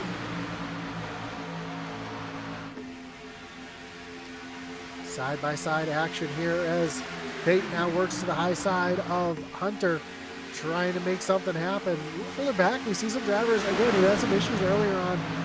See Ryan Mullins here at the back of this high lane. Got caught up in an issue earlier, found his way back up towards the front. Now he's find himself right here in the mix as the field's quickly catching Timothy Stubblefield. He's going to stay up to the high side, allow the field to come right on by.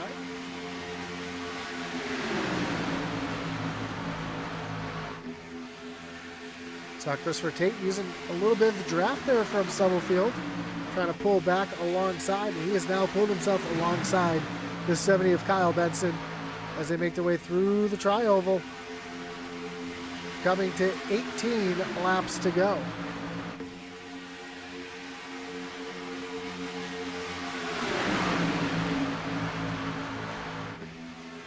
Now the question becomes, a little further back, when do you pull out? When do you form a 3rd lane? When do you start making things happen? As I say that, here comes Garrett Kinder up to the high side, forcing a 3rd lane. Oh, Kinder gets up into the outside wall. They able to keep it going straight, no caution. We stay green. That wasn't Kinder up in the outside wall. That looked like it was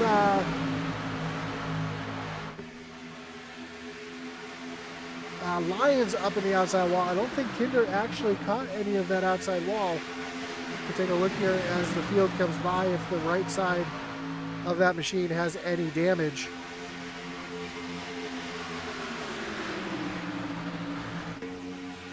That was a close one there. Looks like that 16 is clean. Maybe he has a slight little crinkle on the right front fender.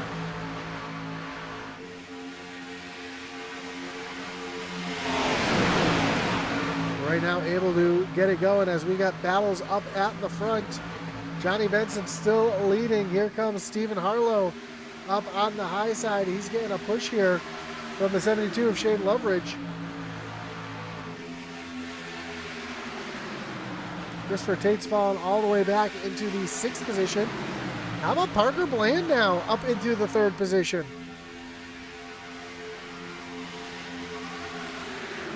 Parker having a great rebound after a couple incidents earlier. Up into the top 3, looking for a podium here tonight. And Tony Kivett right there in the 76 runs back in 4th. Here comes Harlow up on the high side. He's got a push from the 72 of Shane Loveridge. And that's how quickly things can change here. Oh, as we got one around, Tate goes around. Johnny Shade involved, the big one here in turn number 3.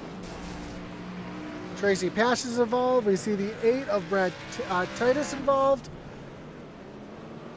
Christopher Bishop gets a piece of it. See Tracy Pasch's. Oh, Ryan Mullins involved in another one here. Johnny Shade. Looks like Craig Parks involved. Matt Jorgensen. Gonna bring out another Wreckage Rewind as we take a look to see what brought out this most recent caution flag. It looks like it, I think it started right around the 30 of Christopher Tate. Just want to see if I can see where this actually started.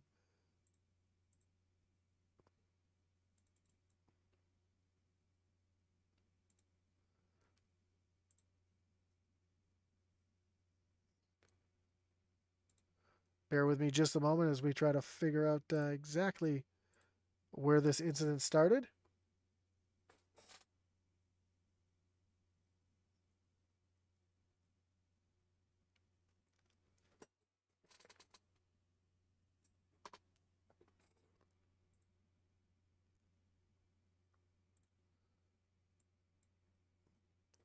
I'm looking at the wrong incident, so bear with me just a second. I apologize. Enjoy the Wreckage Rewind while we have that up on the screen.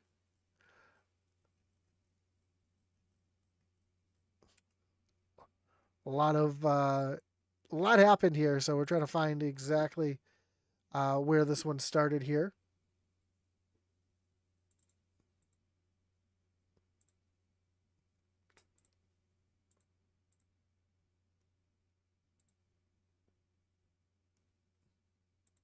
It started with Christopher Tate. So here we go. We've got the replay up now. And it starts with Christopher Tate stuck there in the middle. Looks like Harlow comes down the track a little bit, gets into Tate. Then Tate gets turned here by Johnny Shade. Comes up into Lyons. You see the 72 going around. Kyle Roberts get a piece. Tracy Paschens get a little shot right there as well.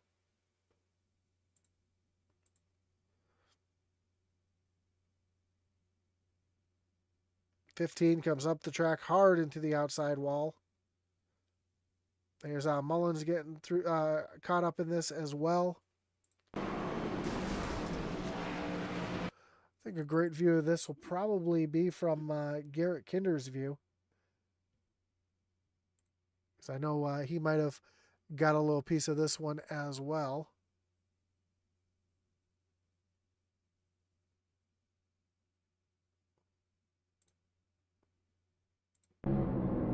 That's happened right in front of Kinder here, so yeah,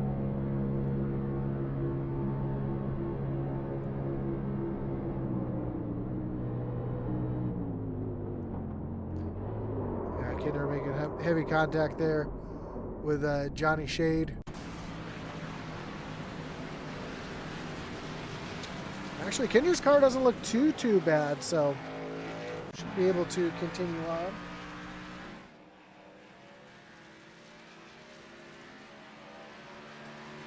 So let's see who made it through that one. Obviously, Kyle Benson, Parker Bland, Cedric Hunter were in front of it. Stephen Harlow back in fourth. Tony Kivitt makes it through. He's back in fifth. Kyle Roberts did get a piece of it, but he's back in sixth. Jason Hastings in seventh. Warren Kyle Keith back in eighth. Charles Stevens Jr. and Spencer Gay round out your top 10. That bumper went flying. Yes, that bumper did go flying pretty far. It looks like we've got the choose going on. Kyle Benson to the inside. Parker Bland outside. Cedric Hunter choosing inside. Stephen Harlow outside. Kyle Roberts outside. Tony Kivitt to the inside. Keith to the outside. And Hastings to the inside. Charles Stevens Jr. to the inside. And Brad Titus to the outside. Also the 4 of Eric Schaefer to the outside. So Schaefer, who was your points leader, haven't really talked about him too much tonight. He started back in the 20th position, now find himself up in the top 10. Just trying to survive here as we are coming to 12 laps to go when we take the green flag. Looks like most drivers who were involved in that are back out onto the racetrack. Here's Timothy Stubblefield getting back onto the lead lap. Johnny Shade back on the racetrack. Doesn't look like too much damage. He's missed the back bumper, but the front of that car looks all right, so he should be good to go.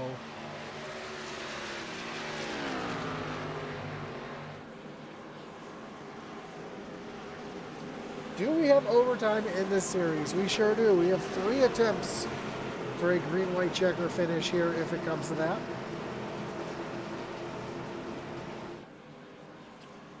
Kevin Gander says it's hammer time. Absolutely is. Trying to see where Garrett is currently, because I'm sure Papa Kinder's curious. Back in 20th, Garrett is. Looks like he was able to get his car fixed up pretty well. He's going to be able to get back in it here as we are coming to 12 laps to go. Kyle Benson down on the low side. Parker Bland up on the high side.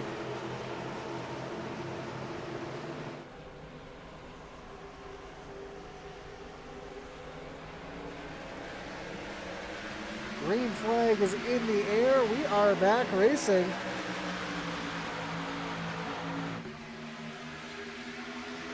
Again, Kyle Benson and Cedric Hunter hooked up on that low side. Parker trying to find some help right now. Parker's got the 7 of Stephen Harlow right there on the bumper. Tony Kivitt down on the low side. And Warren Keith up on the high side trying to make things happen here. The high lane starting to get a little more formed up. Parker going to try to take the lead down into turn number 3.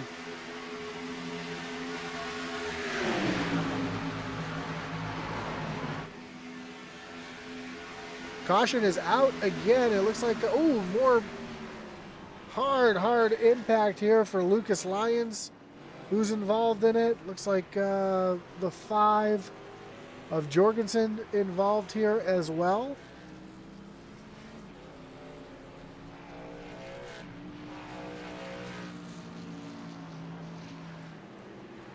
Aaron Adcock caught up in this one, it looks like, as well. Pause for another wreckage rewind as we take a look here to see what happened.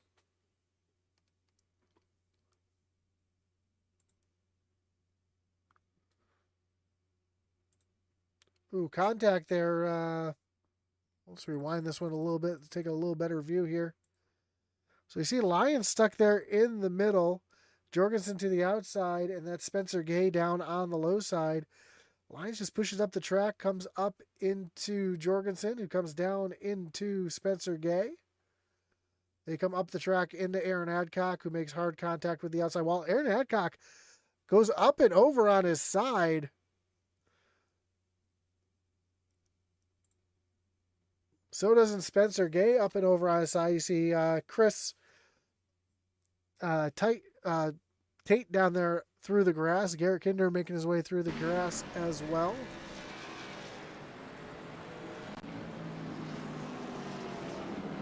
And that's what brings out our 8th caution of the night.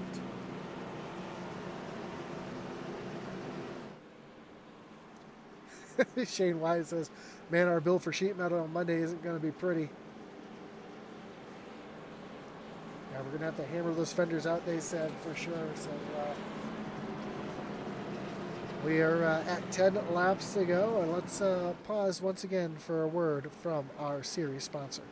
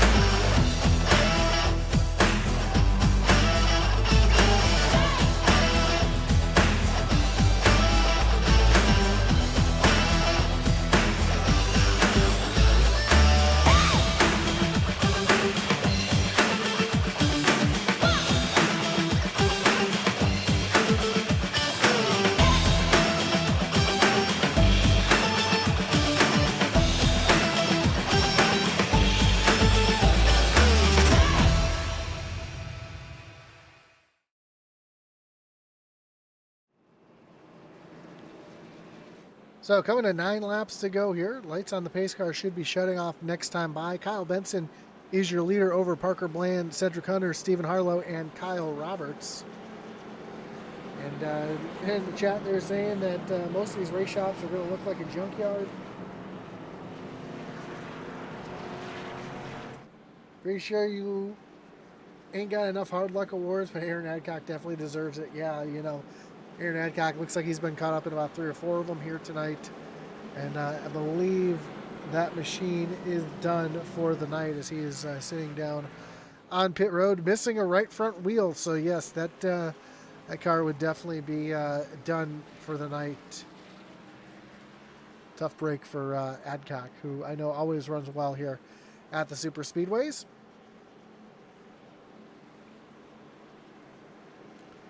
So here we go. Here comes the choose. Benson to the outside. Parker Bland to the... I'm sorry. Benson to the inside. Bland to the outside. Cedric inside. Harlow to the outside. Kyle Roberts to the outside. It's going to put Tony Kivitt down on the inside. Warren Kyle Keith to the high side. Eric Schaefer down on the inside.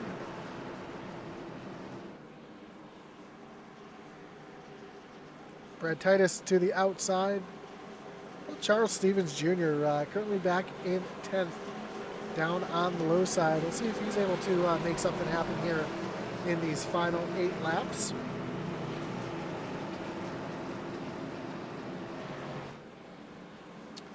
Unless we go into overtime. In the chat here, we'll just take a quick peek before we go back green flag racing. No Coffee deserves it the most. We agree, Kelly. Coffee definitely has the hard luck award here tonight, being taken out before the completion of lap number 1. And Steve says who got the win, and he definitely sees an overtime finish. And you know, we might see ourselves an overtime finish here, the way that these guys have been racing here. Not that it's been bad racing, it's been great racing, but there's been some aggressive racing here, some big moves, some bad pushes.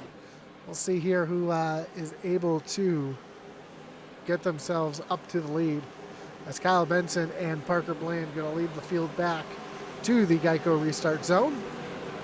Pace car takes the hard left-hand turn down on the pit road. Cedric Hunter pulls right up to the back bumper of Kyle Benson yet again.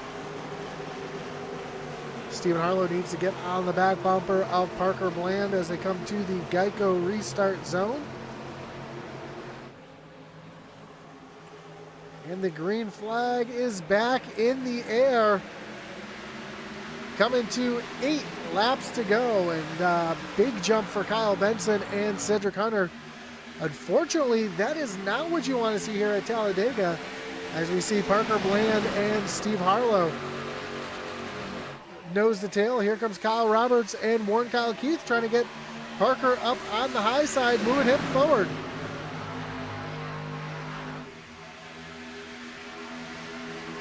Ooh, big shove there from Harlow, trying to move that 3 machine to the front.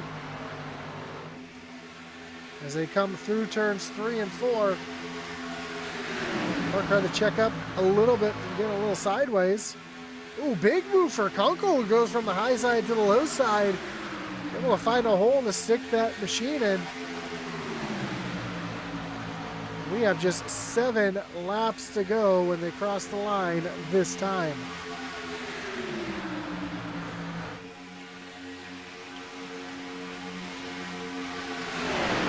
Are we going to see any 3-wide racing? Is anybody going to make an aggressive move, either try to force it up the middle or up on the high side? We'll see as they rocket down the backstretch with just 7 laps to go. A field that started with 40 cars has now dwindled down to just 23.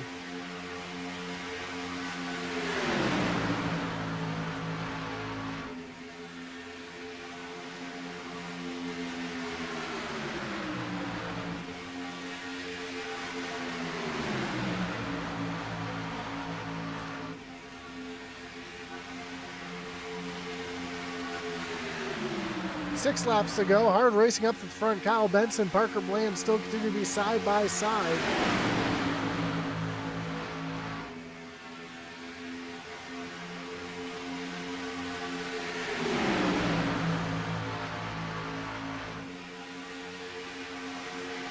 And as I mentioned earlier in the race, see Alex Coffey in the 11. He's back on the racetrack. Currently 38 laps down, but has gained 6 positions by being out there on the racetrack and has a chance to gain some more. So try to salvage as many points as he can as the battle for the lead is continuing between Kyle Benson and Parker Bland. We see one car that looks like Kyle Roberts out on the high side. Gets hung out with the dry out there. Is going to fall all the way to the tail end of that top lane. As we come to 5 laps to go through turns 1 and 2 and down the backstretch, coming up on a slow car. That looks like it might be Spencer Gay. No, it's not Gay. Looks like the car's going to stay up on the high side, which this driver's going to have to tuck back in line. Well, that looks like that is the one of Johnny Shade. He's got a lot of damage as Parker Bland now goes to the lead.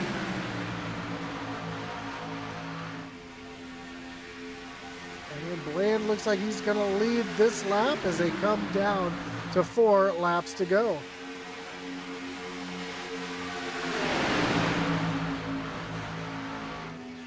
Bland side by side with Kyle Benson. Come off of turn number 2. Starting to see a third lane start to form up there on the high side. Let's see who that is back there. That is the 5 of Jorgensen. Charles Stevens Jr. and Kyle Roberts getting hooked up on that high side. Ooh, Tate's going to get loose here in the middle. Big wreck. Oh, Jorgensen to the outside, on the outside gets clobbered. Kyle Roberts involved as well. Here's James Kunkel. Spinning down to the inside. Caution is out yet again.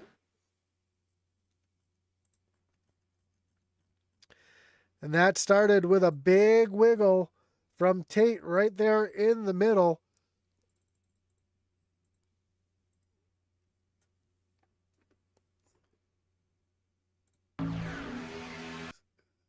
Shoved in there. Unfortunately, caught up in there 4 wide. You see Schaefer and Baker Knapp get together there. Knapp gets turned right here in front of the field.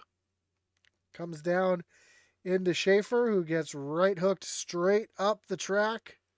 And into Jorgensen, who, unsuspecting, didn't even know that hit was going to happen. Kyle Roberts gets involved as well. You see Kunkel and Stubblefield. Oh, Coffee gets a piece of it as well, even though he's many laps down. But Tate, who was the most sideways and most out of shape, able to continue on as we see the field just kind of spin through here. Let's ride along with the 5 of Jorgensen.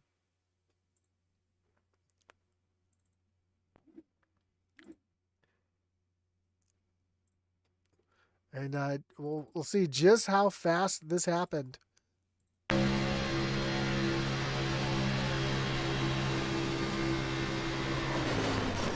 is a hard hit right there. Not a hit you're expecting to take.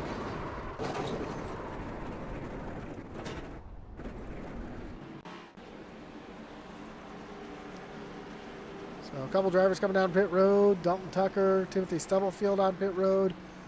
See Jorgensen on pit road. Charles Stevens Jr. Oh man, he was having such a great run. You see the hood missing on that machine. Kyle Roberts. Doesn't look like Roberts has too much damage. Might be able to get back out there. Barry Knapp, we saw involved in that one.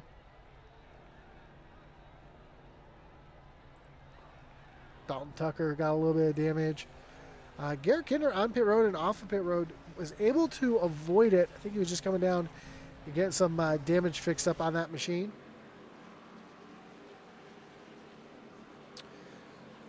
So, Steven called it. Green-white checker time. We're about to go into overtime.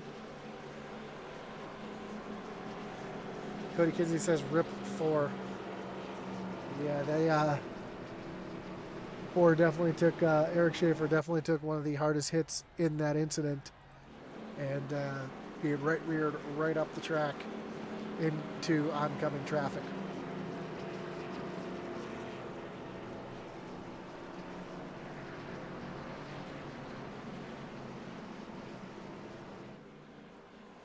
So in 2 weeks' time, we'll be moving on to Kansas Speedway for heading to wine country out in Sonoma.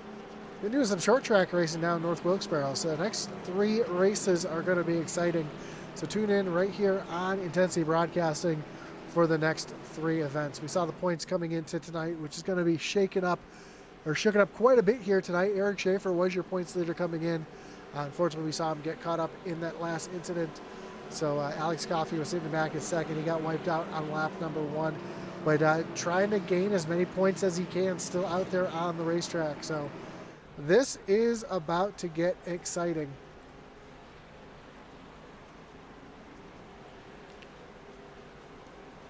And no pun intended, the intensity is about to ramp up. So Benson to the inside. Parker Bland outside. Stephen Harlow outside. Cedric Hunter inside. Keith to the outside. Titus to the outside.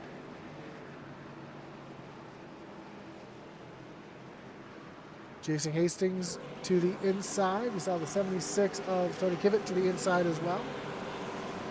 Garrett Kinder right back into the top 10. He's sitting back in 9th. And he makes something happen. And then Christopher Tate, who's been involved in a couple of them here tonight, back in 10th. Ryan Mullins, another driver who's had some bad luck here tonight, currently in 11th. Dalton Tucker in 12th. Craig Parks back in 13th. And we see the Matt Jorgensen machine working up to the high side.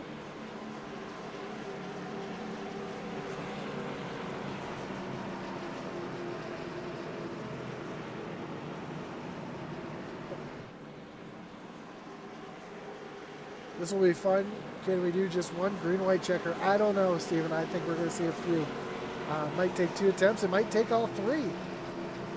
Kevin Kinder says the drivers have been on 9 all night long, and yes, they have. They surely have been. The adrenaline is pumping, especially here with a green-white checker in overtime.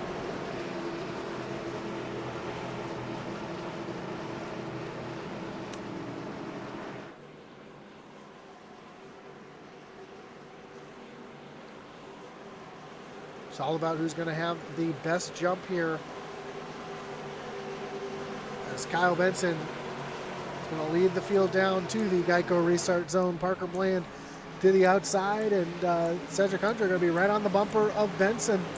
Stephen Harlow going to be right on the bumper of Bland.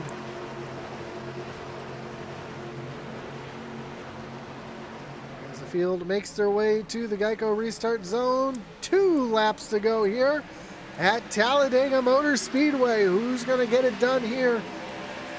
Are we going to see a clean finish, or are we going to see another big one here? Bland not able to get the jump that they needed as they come down into turn number 1. Bland has some more help from behind as both Stephen Harlow and Warren Keith going to try to help that top lane moving. A couple other drivers, Titus and Kinder, up on that high side as well. So a few drivers trying to make things happen up on the high side as here comes Parker Bland to the outside of Kyle Benson, trying to retake the lead as we are quickly coming to 1 lap to go. Garrett Kinder shoving it through the middle here off of turn number 4. Could we see a surprise finish out of Kinder here as they come to the stripe? White flag is in the air. 1 lap to go. The yellow flag has been put away. We're going to get a finish. Here's Kinder, gets turned around, gets dumped into turn at number 1. He slides to the inside.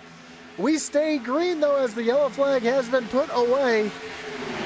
That's going to hurt that high side as Parker Bland really needs some help now up on that high side. He's going to get it here as Titus goes up to the high side. They come down the backstretch. Kyle Benson, Parker Bland side by side into turn number 3. Through turn 3 and 4. Bland trying to get as much momentum and side draft as they come. Oh! Gets turned. Parker Bland to the lead. It's going to be a drag race between Parker Bland and Cedric Hunter as they come to the stripe. Bland's going to go sideways. Cedric Hunter's going to win it backwards as they come across the stripe. Stephen Harlow brings it home in second as they wreck, and Parker Bland goes from the lead to third as tires go flying across the racetrack.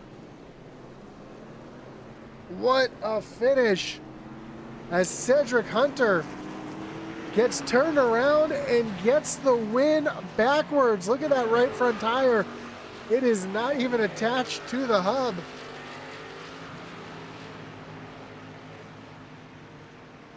Let's take a look at this one again as they come down to the stripe.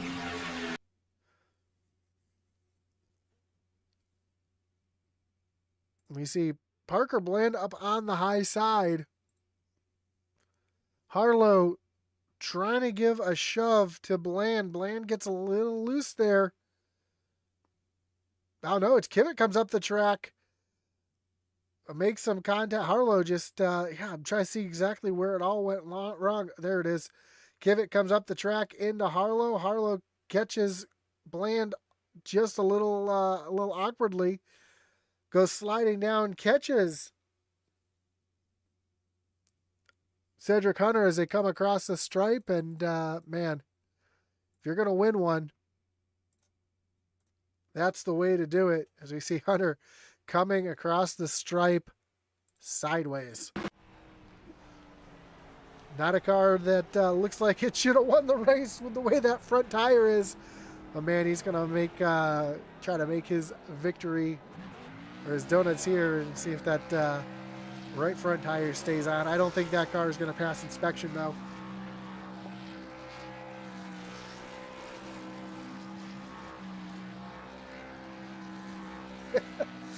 In the chat, we see awesome finish. Wow, R.I.P. Benson. Unbelievable. It's not how you win. It's as long as you check across the checkered line. And Hello Kitty had 9 lives tonight.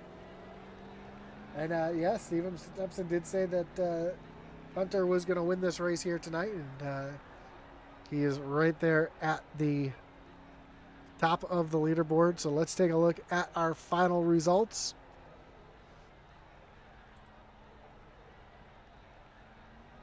Yeah, Cedric Hunter gets the win. Stephen Harlow brings it home in second. Tony Kivett back in third. So Kivett, I'm trying to figure out what the correct standings are because I've got conflicting standings here on my screen. So give me a moment as I try to figure out who our third place finisher was, because this is showing Bland coming home fifth. My timing and scoring showing Bland coming in third. So bear with me just a moment as we try to figure this one out. While we do that, let's get a word here from our sponsor.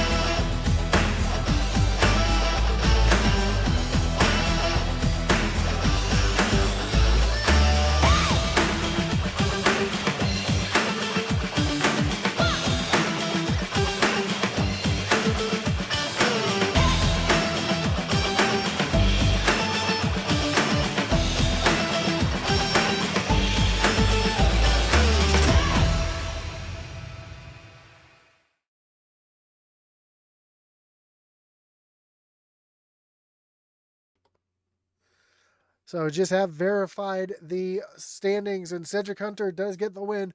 Stephen Harlow comes home second. Tony Kivett comes home in third. Warren Keith and Parker Bland round out your top five. Brad Titus comes home in sixth. Jason Hastings back in seventh. Craig Parts, Christopher Tate, and Dalton Tucker round out your top 10. Matt Jorgensen comes home 11th. James Kunkel back in 12th. Barry Knapp, Timothy Stubblefield, and Ryan Mullins round out your top 15. 16th was Kyle Benson after getting spun from the lead on the final lap. Garrett Kinder comes home 17th. Eric Schaefer back in 18th.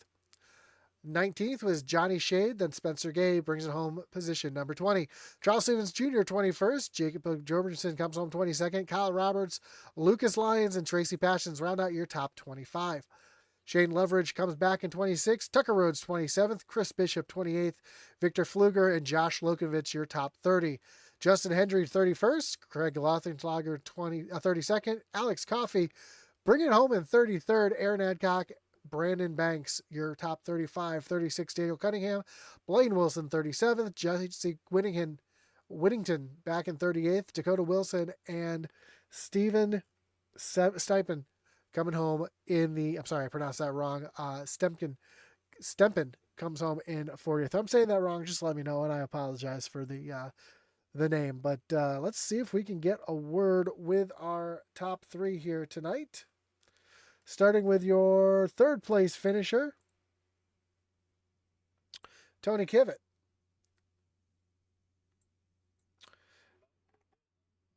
Tony, you got Josh up in the booth. You got me? How you doing? How you doing, Josh? Man, I'm doing well. What a finish for you, man. You were right there on the back bumper of Parker, coming to the last lap, trying to get him up to the front, and then all heck breaks loose in front of you. An interesting night for you tonight. You kind of in the middle all night long of all the excitement. Talk us through that run there at the end and what you were able to do to keep yourself up on the podium. Well, I was trying to stay with Kyle and Cedric. The last couple runs, I always chose the bottom just to stay behind them, and it seemed like it was really hectic on the high side. Guys like not holding their line, and Kyle and Cedric were pretty much holding their line pretty steady. So I wanted to be down there, even though it looked like the high side was a lot faster. Yeah, So that was just my plan. Every time we came to the choose, I just told the guys on my team, I said, well, I'm going to take the bottom, and they generally followed. That right before that last run, before Schaefer got wrecked, we were thinking we made the wrong choice because the high line seemed like it was rolling a lot better, but it just seemed a lot more hectic up there, and I just wanted to stay where it was a little calmer on the bottom. Yeah, I noticed that high lane seemed to have some really good runs, but then it would start to fall back a little bit. I know this. I haven't driven these cars in quite a while, but it seemed like the side draft on these cars was incredibly strong, and that was keeping some of the high lanes from moving forward. Did you feel that way as well, or was it just who you had around you at the time? I don't really think. my personal opinion is I don't think there's a lot of side draft in these B cars. I know for a fact like 2 years ago they had zero, but they may have got a little bit now. I think more of the effect of the side draft comes when people get real close to other people. They kind of, I don't know, maybe panic a little bit. I don't know, but yeah, I don't know how much it affects it. It seems that it affects it a little bit, but I don't know if it's side draft or what it is. But I try to give people room because I don't tend to want to run people too close because it seems like we always get net coded in here. So Yeah, it seems a lot of people were talking about that, just getting close and working with who you had to work with here tonight. But man, great job coming home here on the podium here tonight. And before you let you go, Tony, anyone you want to thank? Any shots you got to give here tonight? yeah, like give a shout out first to the admins of the league. Um, they do a great job of running the league, and to y'all with the broadcast, putting on a good broadcast.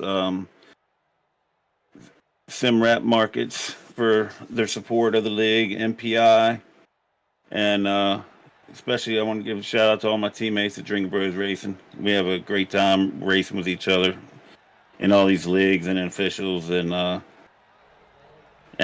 I can't forget my wife. Got to shout out for my wife because she puts up with me being on here. So Definitely don't want to forget your wife. Well, no, that should have been number one, right? Sorry. absolutely. Well, 2 weeks we move to Kansas, so good luck at Kansas. How do you like your chances there at the cookie cutter half mile there, a mile and a half?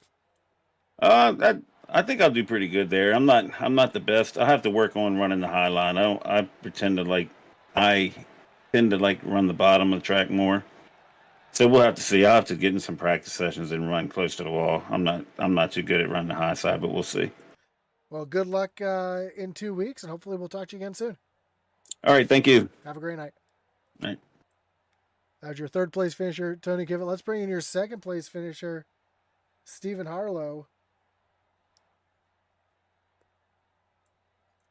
Stephen, you got Josh up in the booth. You got me? Yeah, I gotcha. Man, what a run here tonight for you. Got a front row seat of that finish. Talk us through that green-white checker finish. What was on your mind as you were trying to push your way up to the front there at the end? Well, we knew we had a TOW and a DTH top 4, and we'd done a restart or two already doing that. So I told Parker when it officially became a green-white checkered, I told Parker, I'm gonna push you and I'm not gonna lift, and we're gonna see where it gets us. And we made it until about 30 feet to the line without any problems. Yeah, that was a wild fish. You had a front row seat as Cedric Hunter was sideways, going backwards across the stripe in front of you. But talk about your race strategy in general. You kind of you seem to be right in the middle of the pack most of the race, kind of working your way up there at the end. Was that kind of the plan, to stay towards the middle or towards the back to kind of keep yourself out of trouble, or were you trying to move yourself to the front, just didn't have the opportunities at that time? Yeah, no, for the most part, I wanted to stick around like middle to back if I could. I didn't want to be up in contention for the lead. You know, I'm not racing for any stage points or anything. So my only real focus was either getting a win or helping my teammates get a win, and I achieved one of those tonight. Sure did, and had a great run at the end. And a couple weeks from now, we move on to Kansas. Are you going to be running Kansas? How do you like your chances there if you are? I got some unfinished business with Kansas. Last year when I was running Xfinity, I was top 3 for the first 2 stages, and then got pancaked into the wall on a bad pass attempt where a guy just didn't leave me any space. So I definitely want to come back for Kansas, and I feel like I have a pretty good shot at winning there. It's just going to be whether or not I'll have the time to hop on with you guys. Awesome, man. Well, glad to see a fellow New Englander on the podium here tonight. So, Steven, before we let you go, anyone want to thank any shots you got to give here tonight? Yeah. So I didn't have them on my card tonight, but I want to say thank you to Team Watson Racing Setups, Warrior Soar, and Project Hopner. They've been my sponsors in the Cup Series and the Xfinity Series last year for a while. They've all been great. They've been super supportive. I want to say thank you to my parents at home, my teammates, all 8 of those guys. 9, 8, all 8 of them. Parker, Cedric, Shane, Barry. Wait, I'm gonna get there. Everybody else, just this is kind of a team sport when you get to super speedway racing, and it showed. We ended up with a bunch of guys up front, so really thankful for all of them, and thankful for my girlfriend in the other room who supports me and lets me keep doing this stuff. Awesome, man. Well, again, congratulations on the runner-up finish here tonight, and good luck when we see you next. Right on. Thank you very much. Have a great night. You too. As your second place finisher, Stephen Harlow, let's bring in your winner here tonight, Cedric Hunter. Cedric, you got Josh up in the booth. You got me? Yes, sir. What a wild win. I mean, it's one thing to cross the finish line. It's another thing to cross the finish line in style, backwards, getting the race win. Talk us through that green-white checker, because I know that one was heart-pounding for sure for you guys up at the front. Yeah, I mean, thankfully, I guess we had I had my teammate in front of me with Kyle, and then we had some other affiliate teammates there on the outside. So we kind of felt like we had control, and Kyle and I, we were talking, and whenever the white flag came out, basically if we were side by side, it was just no lift, just do whatever we have to get to the checkered. And unfortunately, the stuff off of turn 4 happened, and I don't know, I pushed him off of 4, and I don't really have an explanation because I didn't really feel like I moved that much. And even going back to look at it, I mean, I don't know, his car just jacked up, turned like I don't know. It sucks for him because I know when we were in 3 and 4 and we kind of had that advantage. Kyle and I, we were talking, and we were basically just convinced that stuff was just he had the win locked up, and it was his win, and then obviously that stuff off of 4 happened. So I'm happy to obviously get the win. I hate the fact that how I got the win, and then obviously we had the same issue there happening on, I think it was like lap 2 or 3, where pretty much the exact same thing happened. And I gave a bump to Chris Tate, and again the same thing happened where his rear end just took off, and he wrecked, and I think Coffee and a couple of other guys wrecked too. So, I hate the back-to-back races now. I cause cautions, and obviously I'd like to consider myself as a pretty clean guy. So to have that happen really sucks. And hopefully I can do better in the upcoming weeks. Well, talk about it was lap 1 where you got into Tate there, and then kind of same thing happened. Was it a matter of just these cars, the bumpers just don't line up real well? They get a little squirrely when you got somebody on your back bumper? Or is it one of those things where the bumper almost slides across the bumpers, I should say, and really upsets those cars? I mean, I don't know, like I was pushing guys the entire night, and it didn't really seem like there was a lot of movement. It probably was just the bump off the corner that, I mean, I did it twice the whole race, and both times kind of ended with the same outcome. So, obviously bumping off of 4 wasn't a great move, especially doing it on turn 1. My plan for that was, I was, hanging out in 4th, and I figured that if I can get Tate out in the lead, then I'd probably lead the outside line and have a good shot for the stage. And obviously I wasn't trying to wreck him or other guys, so I understand I probably have a couple guys that aren't the biggest fans of me right now, but I guess I'll have to work on cleaning up my image here. Well, to steal a phrase here from what I saw in the chat here tonight, the Hello Kitty car had 9 lives coming across the stripe backwards here tonight. So, again, congratulations with the win, Cedric. Before I let you go, who do you got to thank? Anyone you got to thank here tonight? I want to give a huge shout out to my team, Dropping the Hammer. Thank you to Steven Stimpian. Thank you to Kyle for helping me out there throughout the whole race. Again, sorry to what happened to him. Otherwise, thanks to or good job, I guess, to Parker and Steven. Parker basically had the win coming to the line, and unfortunately, I guess it was just a bumper hooking scenario as well. So, I mean, they still both got top 5, and so good job to them. And shout out to the drivers, admins, you for doing the broadcast, and everyone out there for watching. Awesome, man. And 2 weeks from now, we move on to Kansas. How do you like your chances there? I feel pretty good. We had kind of I guess a test race or whatever before the season started, and I ended up winning that. I know Coffee had a bunch of pace, so I imagine that I'll probably be racing him. And my plan for next week is not necessarily as much to win as it is just to not wreck the guy for 3 weeks in a row. Well, again, congratulations on the win here tonight. I know Super Speedway Racing, those things happen, so I know it's not your intention there, but again, congrats on the win. Hopefully we'll talk to you again soon. I appreciate it, man. Thank you. Have a great night. You too. So Cedric Hunter gets the win here in a wild one at Talladega Super Speedway.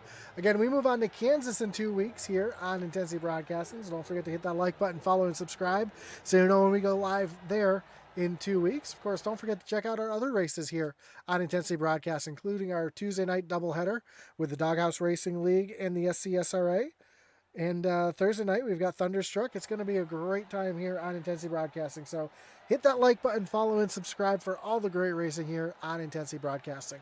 For all of our great partners, including the race series sponsor of SimWrapMarket.com, our great partners over at Intensity Broadcasting and Appearal, Race EPI for all your iRacing coaching and setup needs, and the Butt Kicker for all your gaming haptics needs. Check them all out down at the links below. That's going to do it for us here tonight. Don't forget that like button, follow, subscribe. And as our boy Atlee, Atman Weiss would say, over and out.